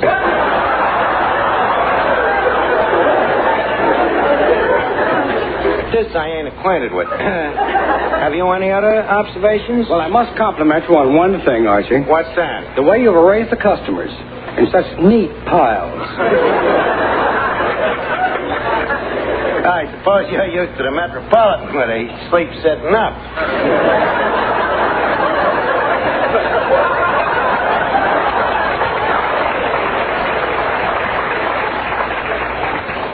But don't underestimate this place, James. You know something? What?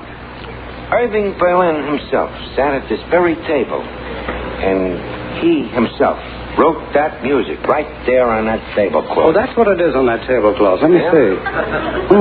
Very interesting. Ouch! What happened? One of the half notes just jumped off the table and bit my hand. Guess it was just professional jealousy. Well, this has all been very delightful. Now I think I'll go. Go! But you just got here. Can you think of a better time? But we ain't even chit-chatted, Deems. Tell me, what you been doing? You been working on FM?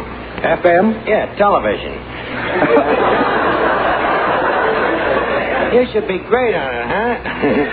Well, to be frank, I am rather photogenic. Well, everybody's scared at first. I understand that even when Milton Berle started, his hair stood right on... You wouldn't have to worry about that. Archie, please, I'm a little sensitive about my departed pompadour. Oh, sorry. It's a rather sad chapter in my life. Yeah, sensitive, man. Well, then leave us not talk about it. Thank you. Not at all. Not at all. We'll talk about something else. Yes. Tell me, how'd you get so baldy, Deems? Well, I gave my hair to my profession. You gave your hair to your profession? Yes, I was attending a rehearsal of an Indian opera. Naturally, I fell asleep, and when I woke up, I was scalped. Well, you can't say the Indian wasn't thorough.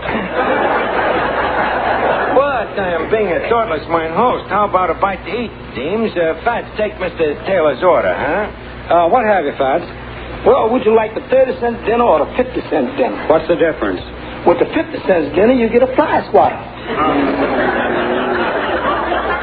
Give me the 50-cent dinner. I need the exercise. What is it, Finnegan? Who's the guy with the crew haircut?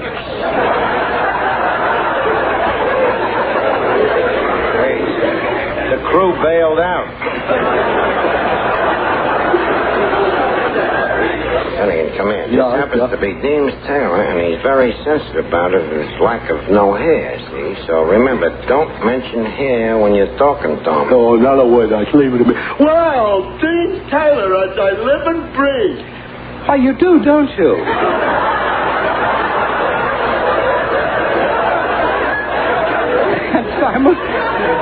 And simultaneously, too. Hey, Arch, is it okay to talk to the guy? Yeah, only remember what I told you. I got you. A nice day today, ain't it? Certainly is. My, but you're looking well. Why, thank you. Tell me, who does your scalp? What's the matter? Did I let it slip? Talk to the guy about something else. Talk about music. Oh, okay. Say, Mr. Taylor, why do I always get you confused with Spike Jones? Because you're a jerk. Oh, that's it. I couldn't quite put my finger on it. No, Archie, you're much too intolerant. Finnegan has to be treated with understanding and patience. Finnegan, my friend. Yeah? Spike Jones is an exponent of jazz and musical burlesque. Oh. While I, on the other hand, am what they call a long hair. What'd you do, leave it home?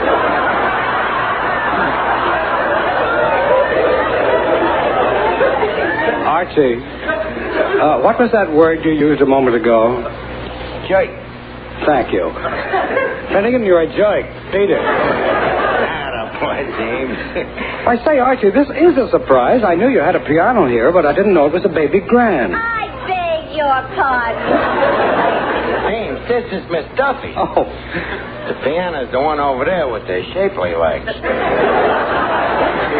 you're Deems Taylor, the well-known critic. That's right. So what have you got to be so critical about? Miss Duffy, that's his job. The guy criticizes music. Do you hate music? No, I love it. Then why criticize it? Well, why don't you criticize architecture? Really, I haven't the slightest interest in architecture. That's right. Throw Katrinka Yarbutz's mother out of work. Katrinka Yarbutz's mother? She's a steeplejack. How did Katrinka Yarbutz get into this? I suppose she's not welcome just because she's from Lithuania. Miss Duffy, look, I'm only trying to tell you that my field is music. So what's wrong with the music from Lithuania? Miss Duffy, please, let's drop the subject and go on to something, shall I say, more important. Well, I know it's mean, but frankly, you're much too old for me. In fact, you remind me of my father. Well, that makes us even. You remind me of my father. Look, Miss Duffy, you have just been exited. Now, look, Deems, I got a little surprise for you. Another? Yep. Yeah, I guess a lot of morons come to you with operas they have written. Huh? Oh, that's right. Where's yours? Right here. And it's the first opera ever wrote for television. It's years ahead of its time. I can wait. But I can't. So, why don't you take it over in the corner and read it, just quiet like. Couldn't I scream just once? Well, if the mood seizes you. Let me look at this. You say you wrote this opera for television? Mm-hmm. What are you trying to do? Bring back radio?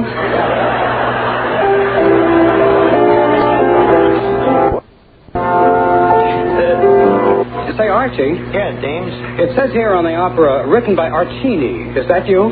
Good. I figured Archie was too plain for opera, so I decided to adopt a musical name, you know, a metronome. Well, tell me, Deems, did you look over the opera? Yes. What do you think of it? Well, considering the fact that you never went to school, it's horrible.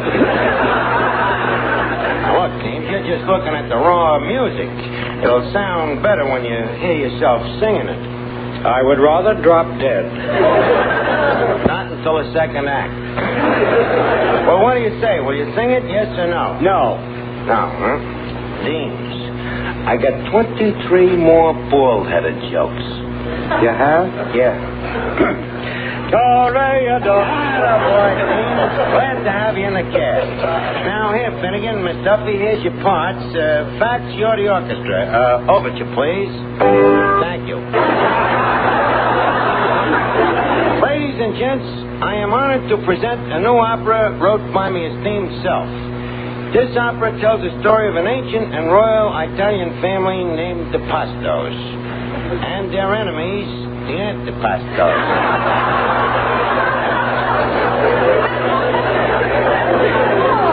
The part of Prince Cacciatore Pasto will be sung by Mr. Deems Taylor, our eminent contemporary and mezzo barracuda.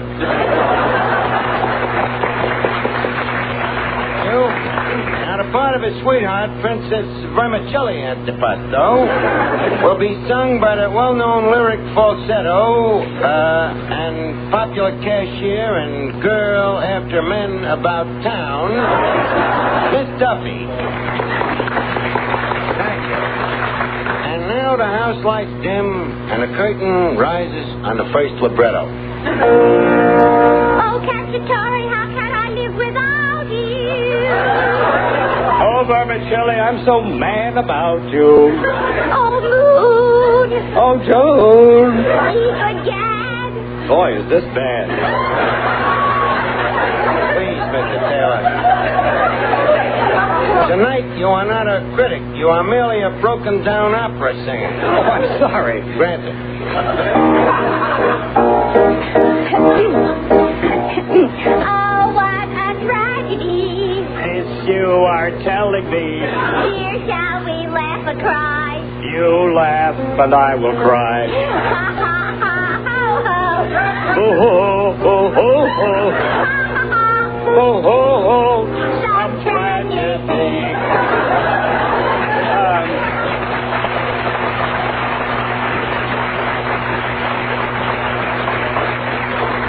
Archie. Yeah? This music, Yes? it's La Donna Immobile. Thanks, and it gets even better. Continue, orchestra. Oh, princess. Oh, princess. A man cometh through the forest. It's my trusty servant, an old family container. Oh, princess, princess, whither art thou? I wither here. Whither art thou? What hides you hence? I come tiding sad berries, tiding bad berries. I got news for you.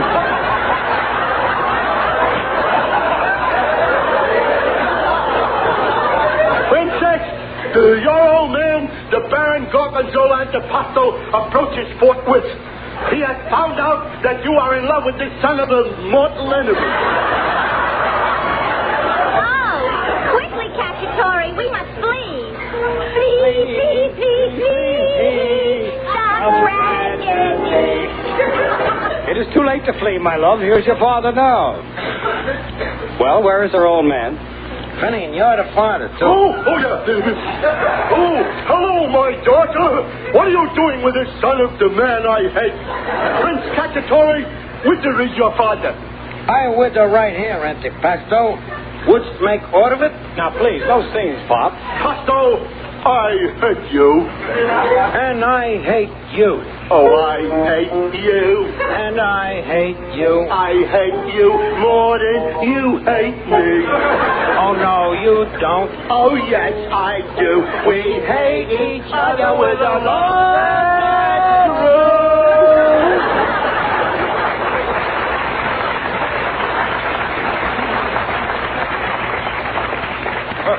Antipasto. Yes, Pasto. Didst thou bring thou swords? I didst. Wouldst fight? Wouldst. Then, sir, on guard. Ooh! Stop them, Cacciatore, before they sunder each other from limb to limb. I cannot, Vermicelli, lest they will sunder me. Then I will stop them, though it cost me my blood's life. Gazooks! The princess has run betwixt them. She has just been stabbed on stage left. Okay, Miss Duffy. There's your cue. Drop dead. Oh, Tis the death rattle. I fear I have stabbed your daughter to the quick. No, Pasto. Thee have stabbed thine own daughter. What, yea, verily? Yes. What, I allow, doest thou sayest, thou man? Tis the truth I speak, Pasto. I am the old nurse. And when the prince and princess were mere babes in arms, I got them all mixed up one day. Thou mixest them up? Yeah, I mixed them up. I got them all mixed up. I couldn't tell them apart. I got them all mixed up. I mixed them up. They mixed us up. Then, Vermicelli, I am you. yes, Cacciatore, and I am you. And he is she. And she is he. And he went. Stop it. Don't massacre this noble music. Now, go ahead, Miss Duffy. Will you please resume dying? Oh, Cacciatore, I am dying. My tide is ebbing fast away. Oh, Princess, per favore, do not leave me. I'm sorry, my prince, but the time has come when I must die. Tell us why. When Gabriel blows his horn at I. Please don't die. Oh, Princess, don't leave me like this. Oh, no, you can't just die and leave the prince like this. I've got to go.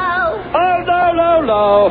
Yes, I must go. Oh, no. Yes, I must go. Oh, no. Yes, I must go. No.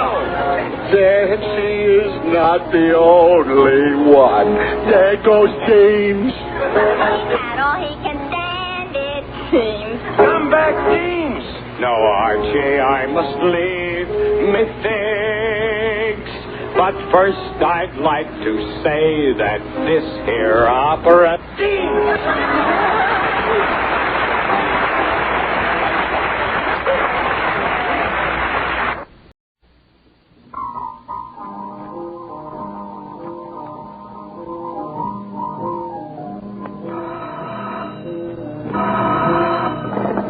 Hello?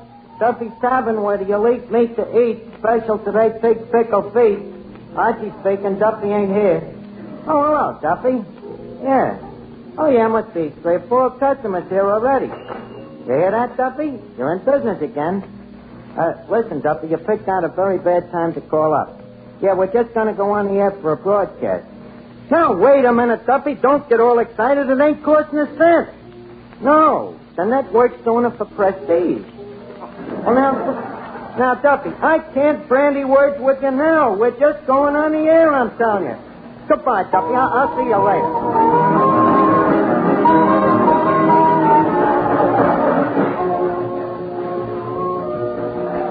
Good evening, ladies and gentlemen. This is Mel Allen. Forecast invites you to join us for a decidedly informal evening at Duffy's Tavern, where anyone under the sun is likely to drop in any time to talk things over with Archie.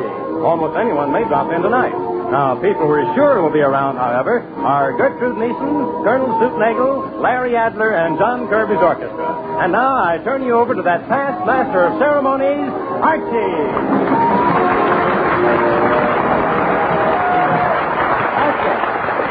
Thank you very much. Good evening, ladies and gentlemen. This is the voice of Duffy's Tavern speaking, formerly Duffy's Bar and Grill and still owned by the same proprietorship.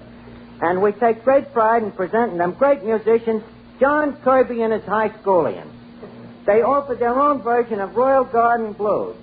You will note that in the second chorus, the piccolo player hits a note so high that it can only be heard by a dog. Mr. Kirby.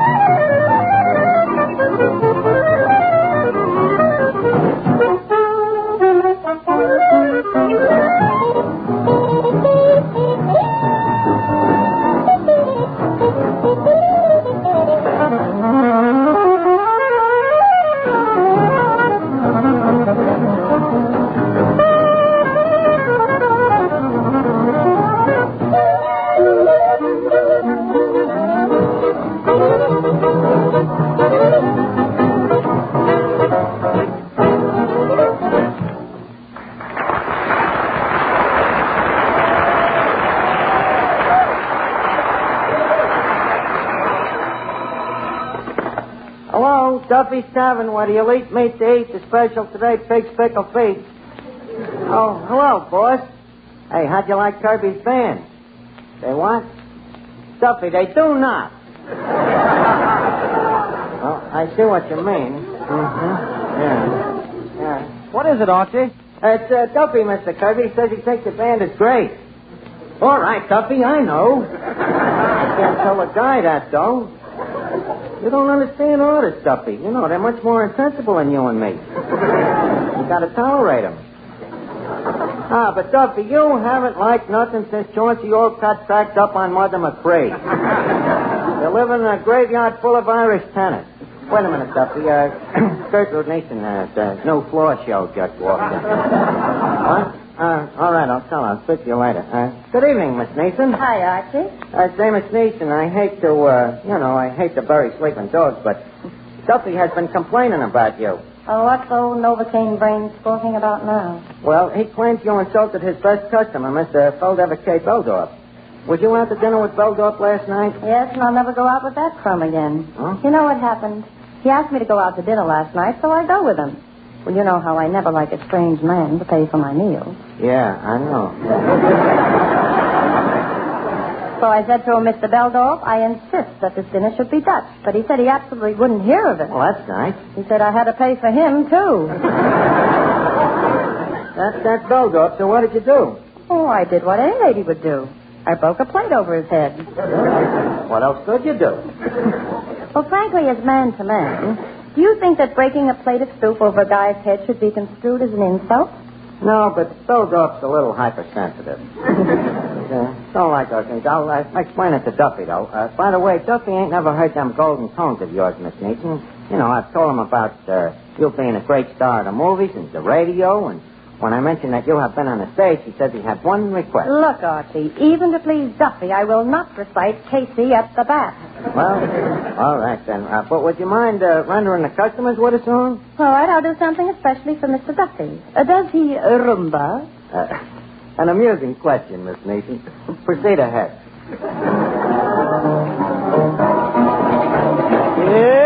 Bailar con la rumba negra, Marina de Rosa. Is a little knowledge quite good? Maybe it won't help you, but it should. You cannot travel unless you know how not to say yes. That inspirational, so sensational, oh sensational, yes. In Spain they say, si, si. In France they say, oui, oui. Every little Dutch girl says, ja, ja. Every little Russian says, da, da. Well, sweetheart, tell me why. No matter how I try, you won't do my plea, won't say yes in any language to me. Why don't you say, all the monkeys in the tree, they don't have to say, all they do is wag their little tails. That's a little gag that never fails. But, sweetheart, tell me why, no matter how I try, you'll listen to my plea, won't say yes in any language to me. Why don't you say,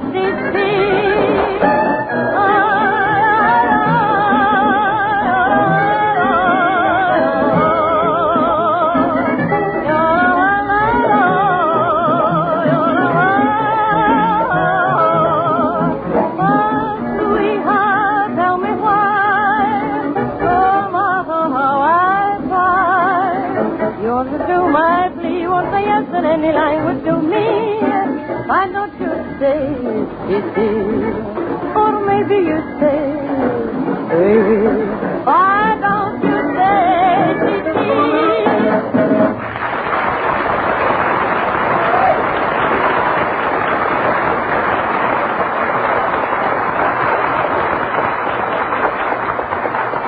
excuse me. Good evening. Duffy's Tavern, where the elite meet to eat today's special pig's pickle feast. Archie speaking. Duffy ain't here. Oh, it's you again, Duffy. Say, Duffy, do I have to say that poem you made up every time I answer the phone? All right, I'll say it. Only we're going to be in trouble when the special is corned beef hash. Say, by the way, what did you think of Gertrude Nathan singing? What? Well, gee, Duffy, some people like her. What? A little more pizzicato. All right, I'll tell her. He says you should have sang louder, Miss Nathan. Let me have that phone. So, you didn't like my singing, Mr. Duffy. And you're the greatest living authority on Irish tenors. You call what you're doing living? Oh, so your wife says a girl who sings like I do would smoke cigarettes. Listen, you crummy old broken-down barfly, you miserable no-good four-flushing... What? Yes, you can call me Gertrude. And furthermore, lame brain, if I had the wings of an angel, I'd beat your brains out with them. Goodbye.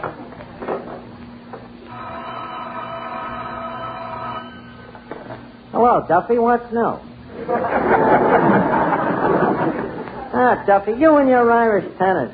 Wait a minute, Jay. Colonel Stoopnagle just come in there. Good evening, Colonel. Harding, Streaky.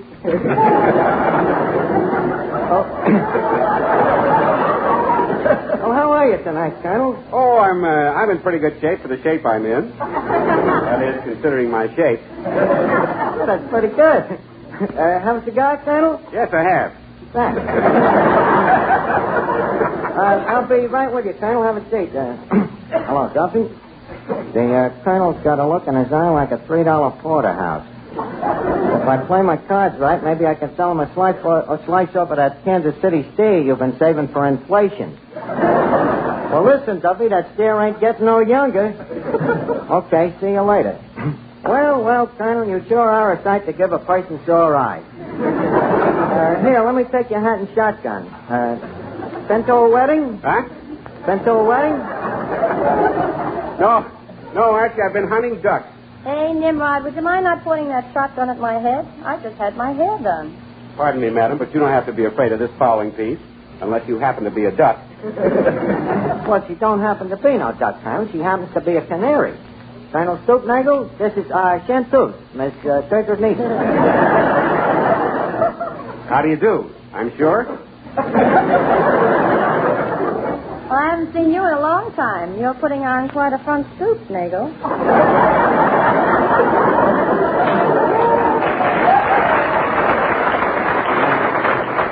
Better give me that foul piece, Colonel, and I'll put it out of harm's way. Hey, careful of that, Archie. That's no ordinary shotgun. It ain't, huh? It's what I call a sawed-on shotgun. Oh. You will also observe that it's made with one barrel on top of the other instead of side by side. It's for shooting ducks who happen to be riding piggyback.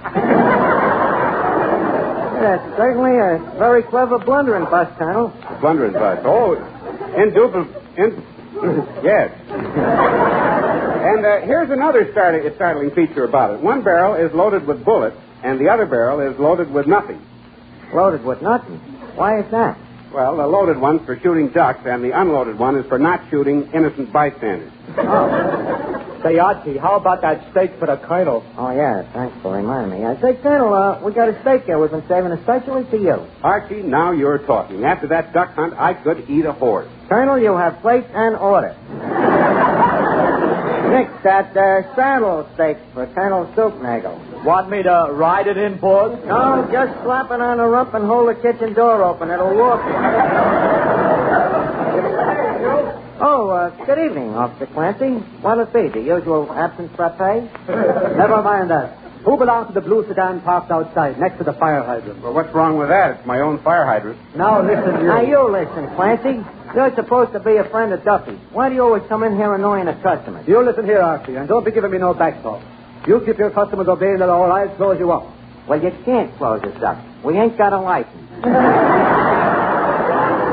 Yeah, but I know.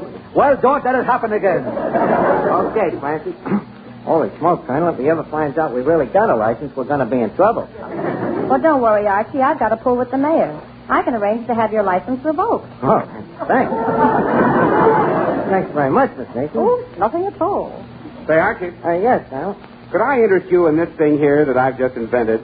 Well, what is it, Colonel? To me, it looks just like a door. A door it is. It's a bathroom door that you don't have to wait outside of.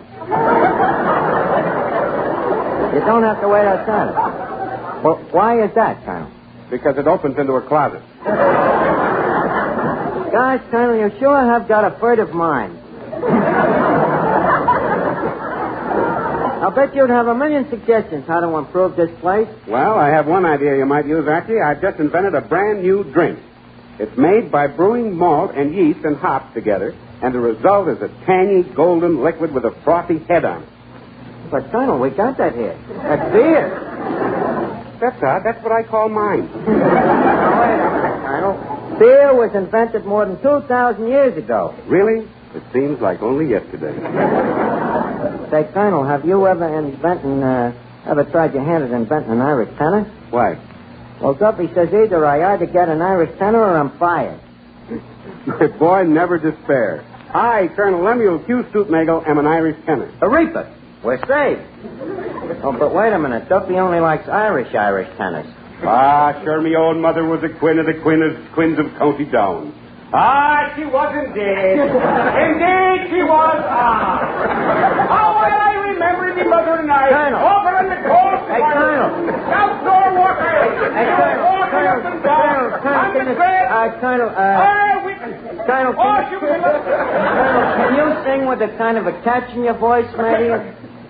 Listen, Archie, when you hear me sing my wild Irish rose, you'll hear the lakes of Killarney. You'll hear the Shannon River flowing softly down to the sea. You'll hear the lilt of Irish laughter, the salt of Irish tears, the beat of brave Irish hearts, and the wail of the Irish banshee. Oh, she was indeed! Indeed, she was! Ah! Hear what I mean, Archie? Yeah, that's just what I'm afraid of. If it ain't done right, Duffy will be on that phone quicker than Jack Robinson and tear the roof off me. Ah, don't worry about a thing, Archie. This will be magnificent. To the pipe, Mr. Kirby. My wild Irish rose. Colonel, I think you better stop. Oh. You may look at. Hello? This is Finnegan's Pharmacy. This is Finnegan, the pharmacist speaking. All right, Duffy, don't get so excited. All right, well, he stopped, didn't he? What? Oh, Duffy. Well, that ain't possible. No, Duffy, it is not possible. All right. Hey, what was that, Archie? It's nothing. We had a request, that's all. Well, I'm always glad to oblige. What was the request? Never mind. You couldn't do it. Say, Archie. Say, Archie. Look who just came in. You know Larry Adler, the harmonica player. Why, sure. How are you, Mr. Adler? Glad to see you. Hello, Archie. Nice seeing you again. Say, Archie, you know Larry Adler happens to be the finest harmonica player in the world. You think Duffy would like a sample of his talent? That Duffy don't want guys with talent. He wants Irish tenors. Well, Archie, if it'll help at all, I know a million Irish tunes. Hey, Mr. Adler. Do you know Danny Boy? Duffy always liked that one. Sure, me boy. Oh, I know it 12. Okay. Well, let's take a chance on Mr. Adler. But, Mr. Allen, when you announce him, you know, there's no use confusing Duffy about the man's name. You know what I mean. Yeah. I get it, Archie. I get it. Ladies and gentlemen, Danny Boy, played on the harmonica by the world's greatest harmonica virtuoso, Larry O'Adler.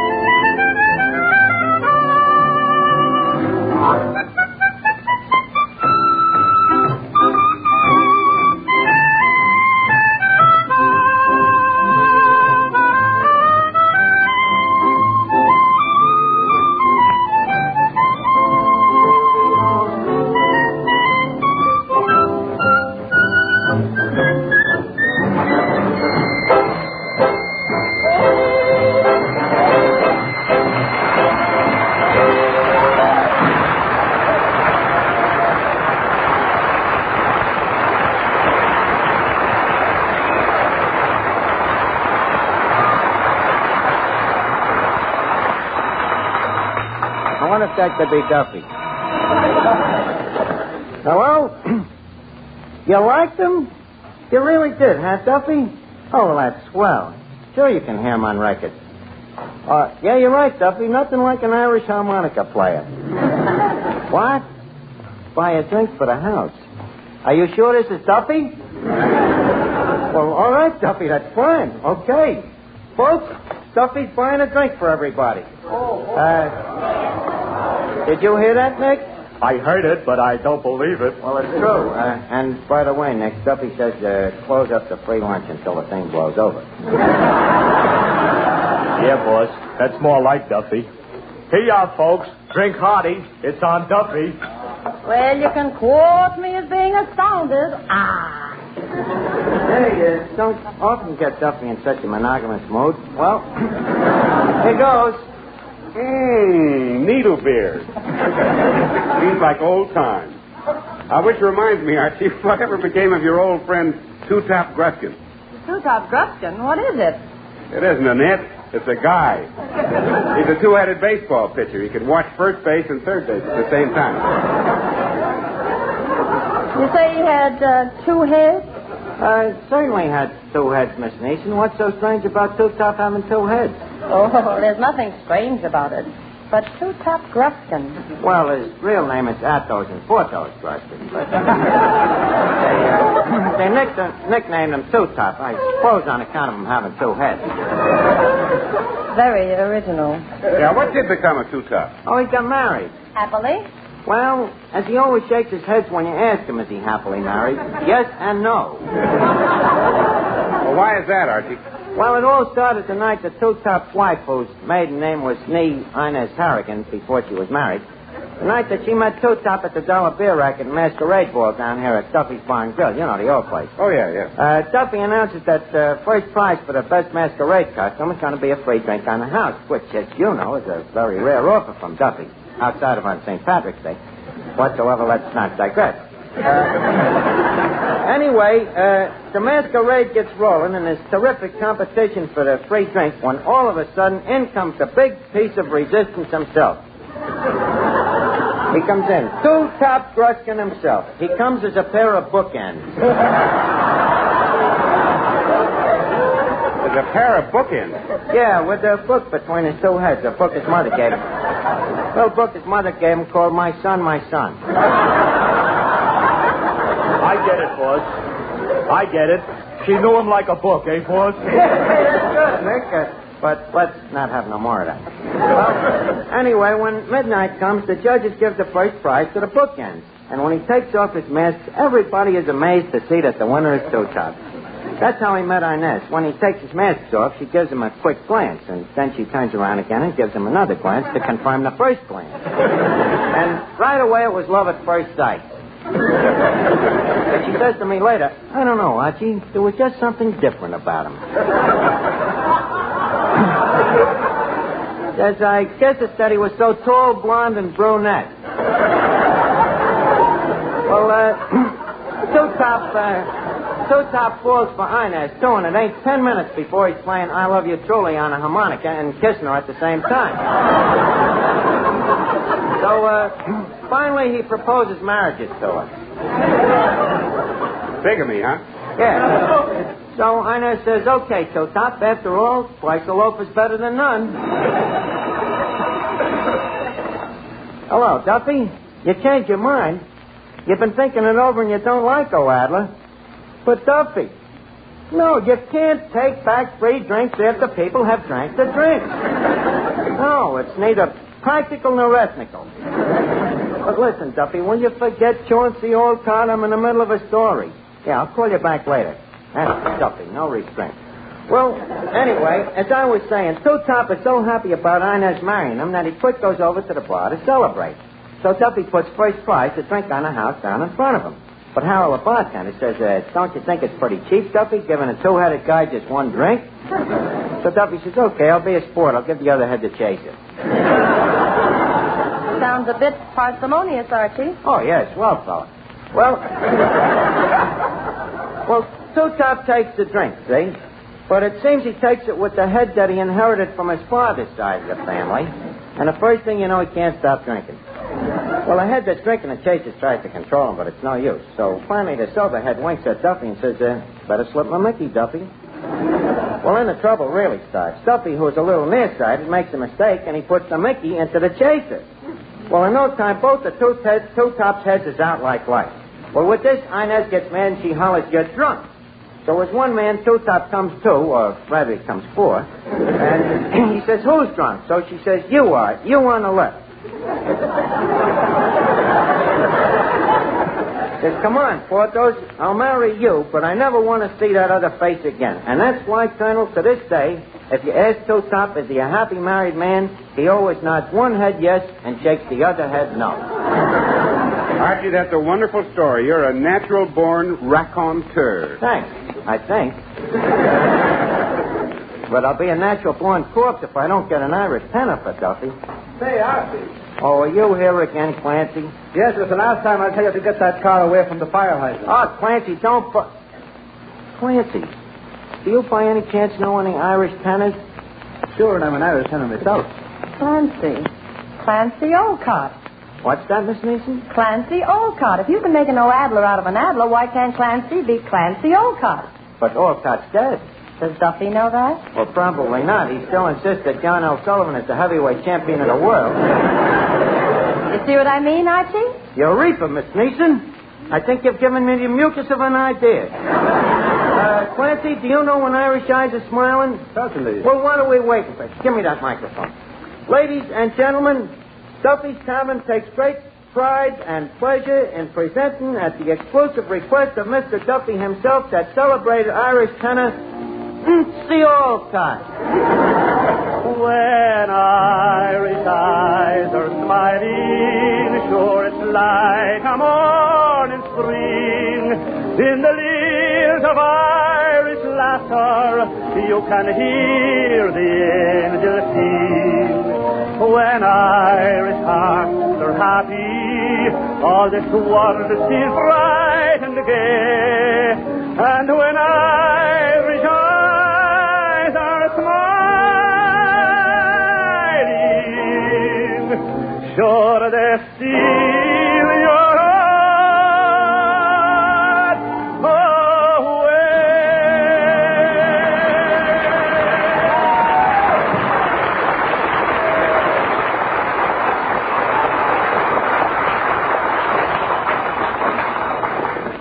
Hello, Duffy. You liked it, huh? Well, it's about time you heaped an encomium at me. What? Ah, Duffy. What do you know? He's crying. Always cries when he hears an Irish tenor. Ah, now, Duffy, please. Oh, stop, Duffy, stop. Of course we all love you, Duffy. Everybody loves you. Ah, the world ain't against you. Up for the love of Mike, Duffy, it ain't true. I tell you, we love you like I was our own son.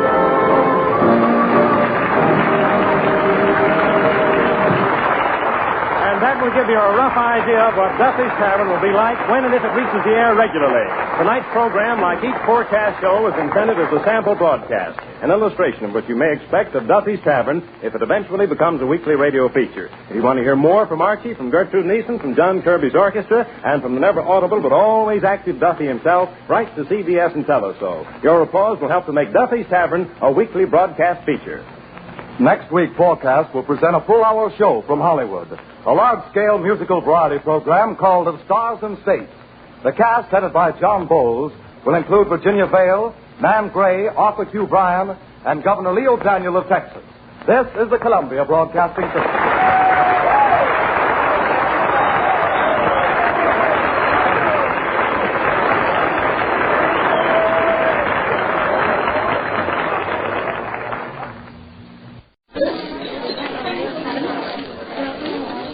The Special Service Division invites you soldiers, sailors, and Marines of the United Nations to drop in at Duffy's Tavern.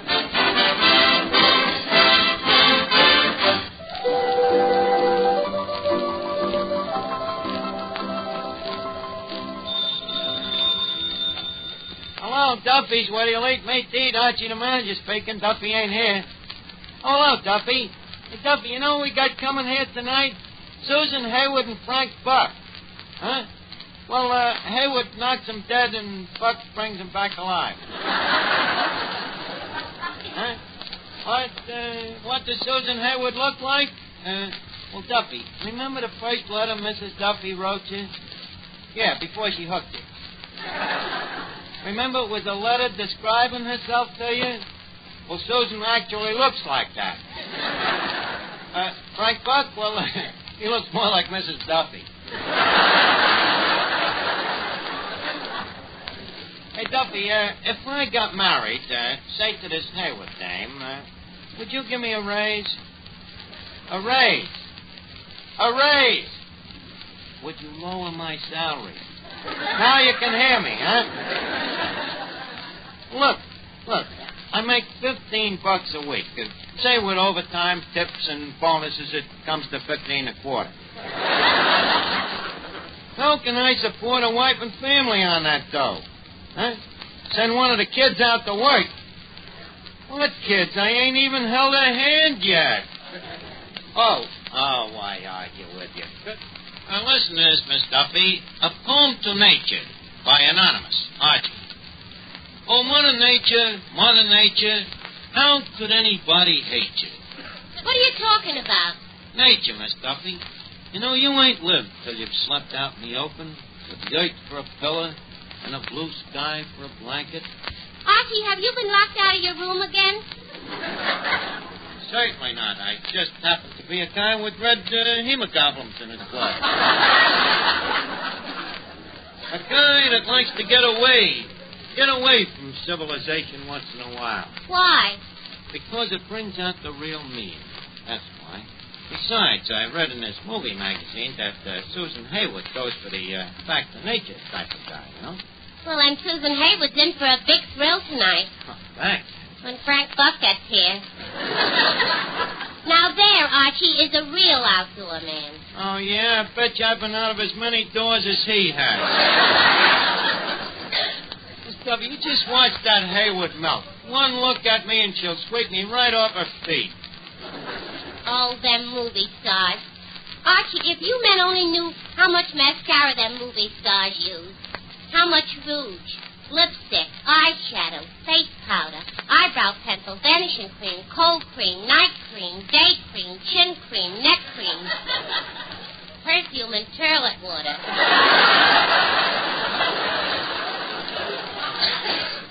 How do you know they use all that? 'Cause I use them too, and I'm a natural beauty. Archie, did you ever see a movie star when they got up in the morning? No, but someday I hope to. And it so happens, Miss Duffy, that you're prejudiced. Them dames is just as beautiful in the morning as they are the rest of the day. How would you know? 'Cause I read an article by a Beverly Hills milkman. Told me about Hollywood stars. Hello, Art.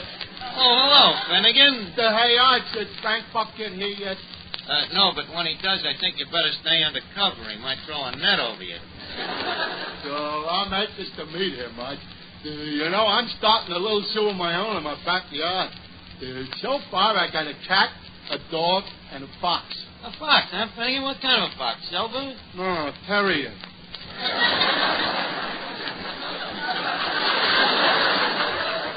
Finnegan, Frank Buck is only interested in wild game, carnivorous animals. No, kind they show at carnivals. It's nothing to a guy like that to go into a jungle, walk up to a lion, look the lion in the eye, grab him by the legs, tickle him under the chin. Oh, boy, that's fun. Fun? Yeah, especially if you do it to a dame. Hello there, Archie boy. Well, Officer Clancy. Hey, Clancy, I seen you marching in the parade last week. You look mighty sharp. Well, my feet felt mighty flat. Well, why didn't you try to get mounted duty? What? And ride a horse for 8 hours? No, Archie, no. This way I can at least go home and soak my feet.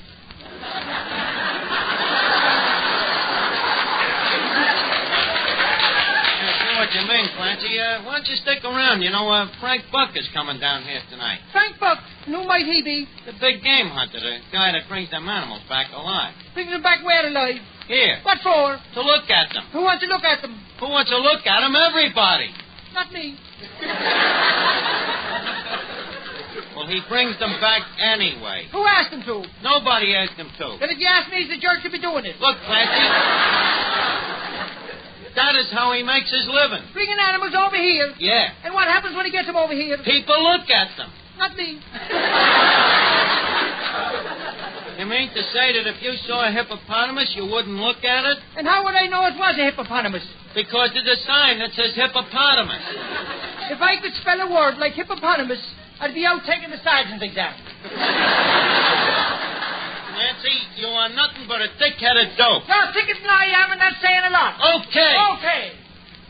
What else? else's know.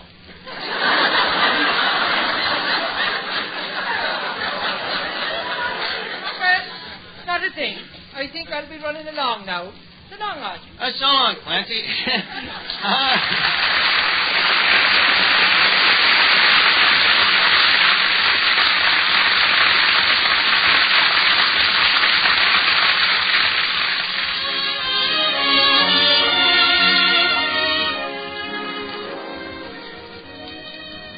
We will now hear that beautiful ballad, I Just Kissed Your Picture Goodnight, sung by Clark Dennis, our tenor, who's happy to sing for a $5. I just kissed your picture goodnight. And now, dear, I'll turn down the light.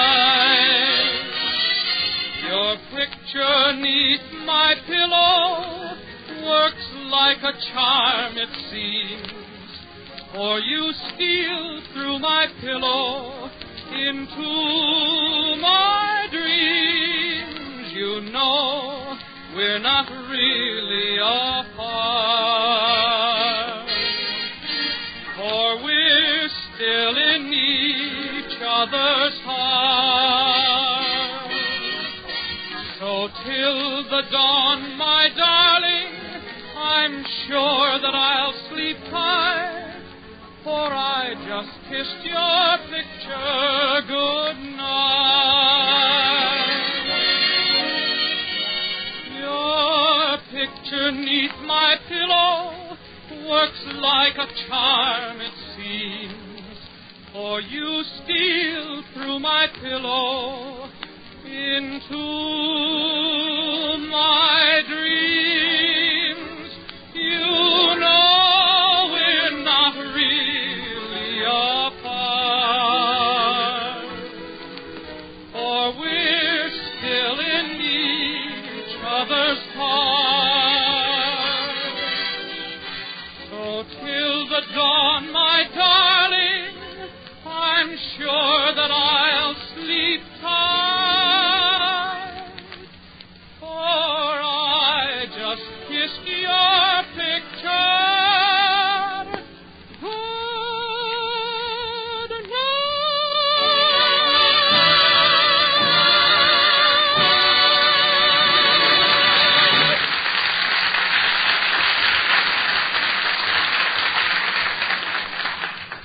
Pardon me, is your name Archie? No, I'm Finnegan, but I know who you are. Who? Susan Hayward. Finnegan, please. Got your tenses mixed. That's Frank Buck. Oh.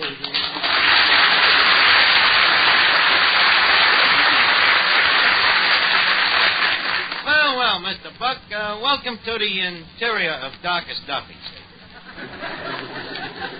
By the way, how do you like the joint? Archie, I've never seen a nicer menagerie. Well, I try to be a good manager. Mr. Buck, how's things in the big game? Pretty good? Well, the orders keep coming in. Orders? What do you mean orders? Well, that's how I work, Archie.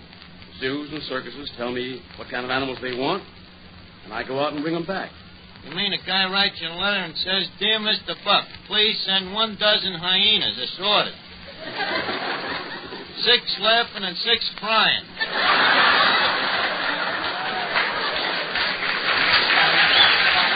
It mean something like that? Well, it's something like that, Archie. Pardon me, Mr. Buck. Yes? How much would a tiger cost me?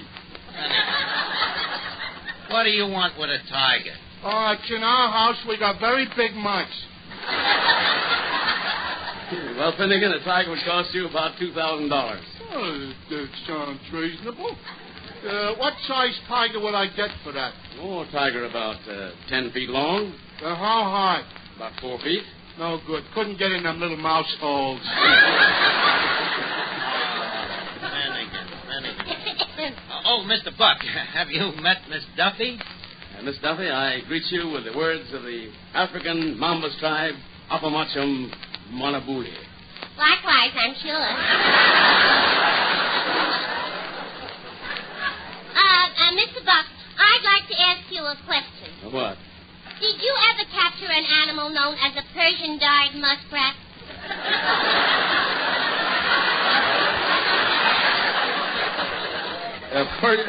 A Persian-dyed muskrat? I never heard of it. I knew it. That Vera Fogarty. Trying to tell me her fur coat is genuine and mine ain't. Well, what kind of a coat is yours? South American wild plush. Did you ever catch a wild plush, Mr. Buck? Not yet. Well, I know, of course he didn't. The man who sold me the coat said they're very hard to catch. You see, they got such short hairs, there's nothing to grab hold of, you know.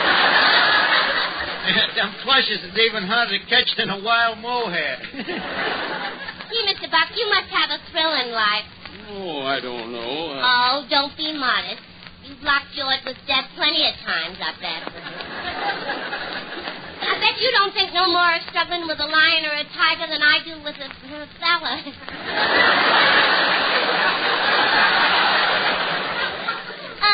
Mr. Buck, tell me, what was your most thrilling experience? Well, there was a wild tapir that was tough. A wild what? A wild tapir. A beast I considered fairly harmless. I found him with a badly cut back. I tried to put some ointment on him, the bruise. Suddenly the tapir whirled, charged me, and buried his head in my stomach, knocked me flat on my back. I realized the danger and yelled for my native boy. Fortunately, he came running in the nick of time and beat the infuriated beast off. Boy, that was a close call. Imagine Vera Fogarty saying hers was a genuine Persian-dyed muskrat. What was you saying about the tapir, Mr. Buck? Oh, McDuffie. Yeah. Look who just came in. The tomato from Hollywood. Penny, please. Tomato. In Hollywood, they are known as tomatoes.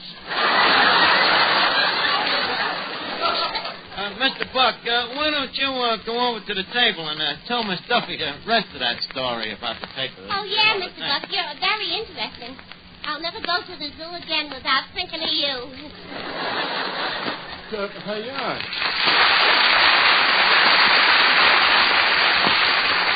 Hey, look, Arch. Why did you brush off Mr. Buck? Why did I brush him off? Finnegan. How many big game hunters do you think this Hayward wants to meet? Good evening, Miss Hayward.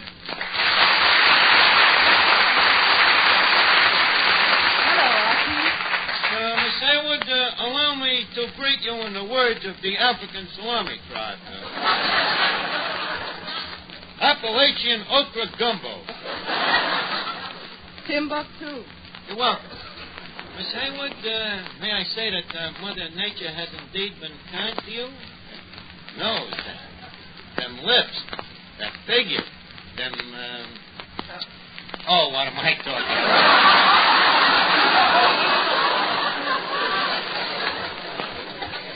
You've been whistled at before. Well, Archie, it's nice to hear about my nose and my lips, but... Oh, what am I talking about? You've been slapped in the face before. Wait a minute, Miss Hayward. Don't get me wrong. Frankly, to me, a dame is a dame. I just soon chuck the whole affair and go back to the jungle. The jungle? Well, certainly. You see, I'm only here in the States temporarily.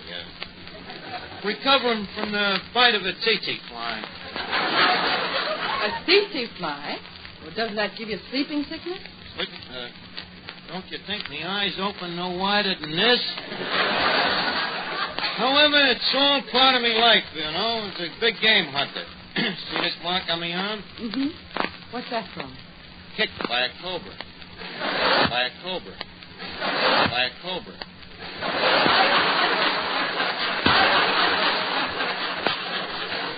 One of them African savages. Archie, a cobra is a snake. Right, you can't trust one of them. But that's the law of the jungle. Either perish or die. By the way, did I, Trader Archie, tell you the most thrilling experience I ever had? No, but I'm sure you're going to. Well, if you insist. Well, sir, anyways, I was trying to put some ointment on the back of a wild tapeworm. Archie, don't you mean a taper? That's the male. Anyways, the female, this tapeworm, leaps on me, you see. Before I know it, she's fronting at me with a mouthful of fangs. So quick, I grab her by the nostrils, which forces it to open her mouth. Then I feint with me left and let go with a right uppercut and knock all her teeth out. Boy, that was a close call. And you were safe? No. There was still danger of being gummed to death.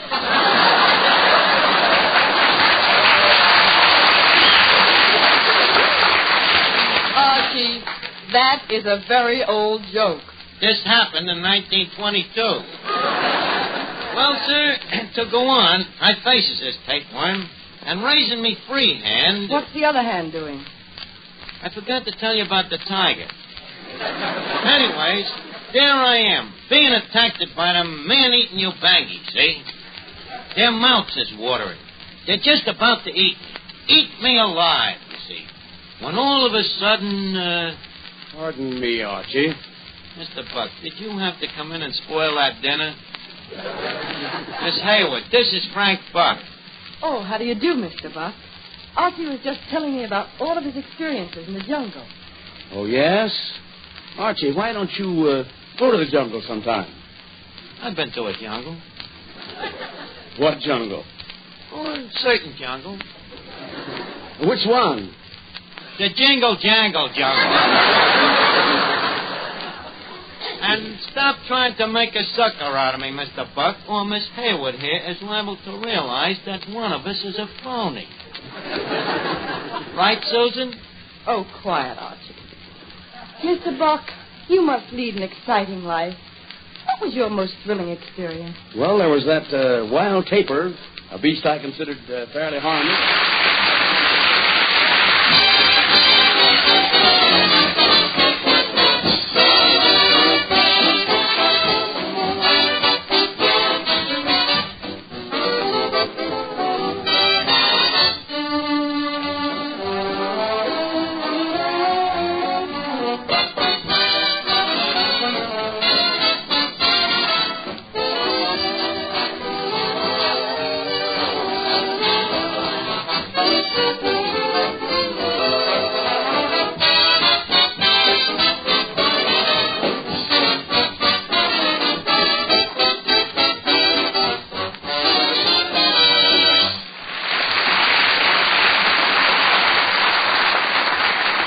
Okay, now, Finnegan, you all set? They're all set, Archie. Don't forget, crawl in on your hands and knees. I gotta convince this thing. Miss Hayward, Yes, Archie? there seems to be an opinion around here that I'm a phony. I wish to remove that doubt. It seems that Frank Buck has intimidated that I was never in Africa. Well, were you? Miss Hayward, the proof. See that creature there? The one with the war paint and the ring in his nose? Falling on his hands and knees there? Just brought him back from the jungles of Tondaleo. Watch this, Here, Hambo. Miss Hayward, you are now looking at a genuine pig man. You mean pygmy? Nope, pig man. Half man, half pig. Hambo, say hello to Miss Hayward. Oink, oink. Hambo, how does Miss Hayward look to you? Oink, kitty. Okay, Pigman, tell me this. Did you ever in your life see Frank Buck in the jungle? Oink. You ever see me there? Yoink. See, Miss Hayward, was I lying to you? Wait a minute, Archie. What is this creature? An African pig man, Mr. Buck. Half man, half pig. I don't believe it. What? He's half man. No? You don't, huh? Archie, why don't you quit this African nonsense? You know you were never there. Mr. Buck, do I look to you like a liar? I I said, do I look like a liar? I'll prove it to you. Big man, tell the white goddess to come in. The veiled white goddess, no? The white goddess? The white goddess of the zombie tribe. I rescued her from the swamis down there on the last safari, you know? Oh, here she is now. Goddess, this is Mr. Buck and Miss Hayward. Likewise, I'm sure. Goddess, tell me, friends here, about yourself. At age of 3, my parents broke law of jungle. I was left orphaned. What jungle law did your parents break, Goddess? They poisoned cannibals. How? Cannibal ate them. So I was brought up by a couple of baboons. And the goddess ain't kidding either.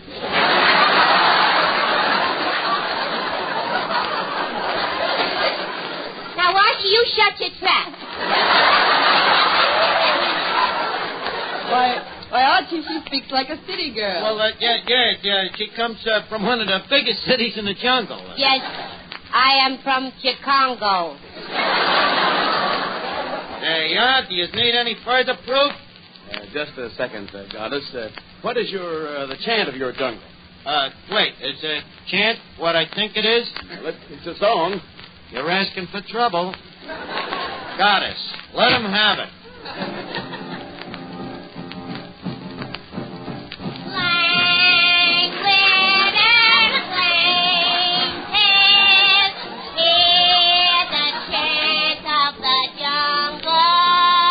Shortly after this, I left Africa.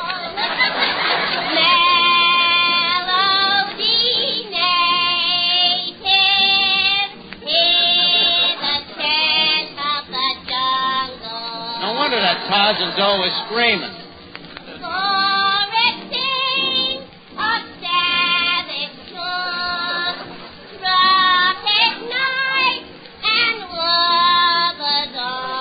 I would never bring her back alive.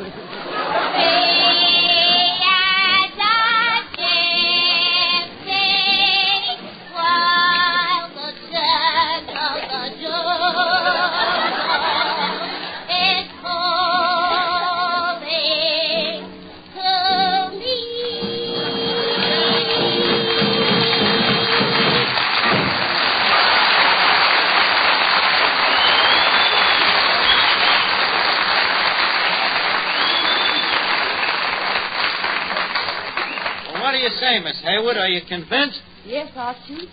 I'm convinced that I finally met somebody I could really be interested in.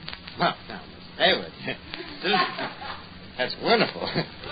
Shall we go out now and sort of make arrangements? Oh, I didn't mean you, Archie. Huh? You going out with Frank Buck? No. Then who? Hambo.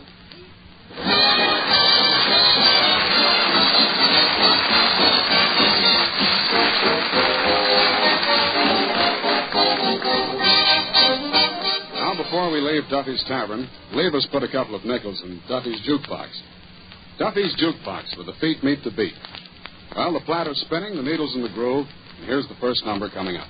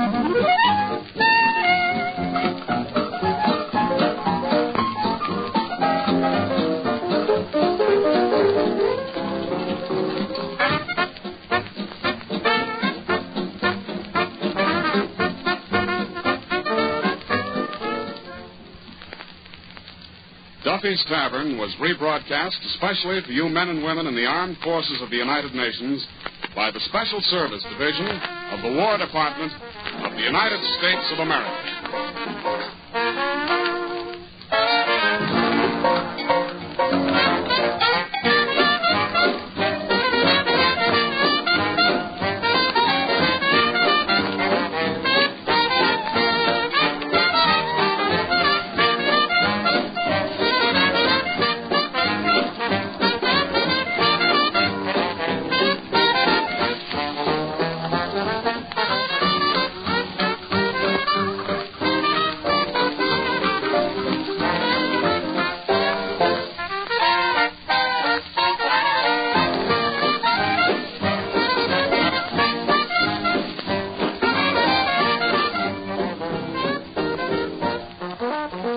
Thank you.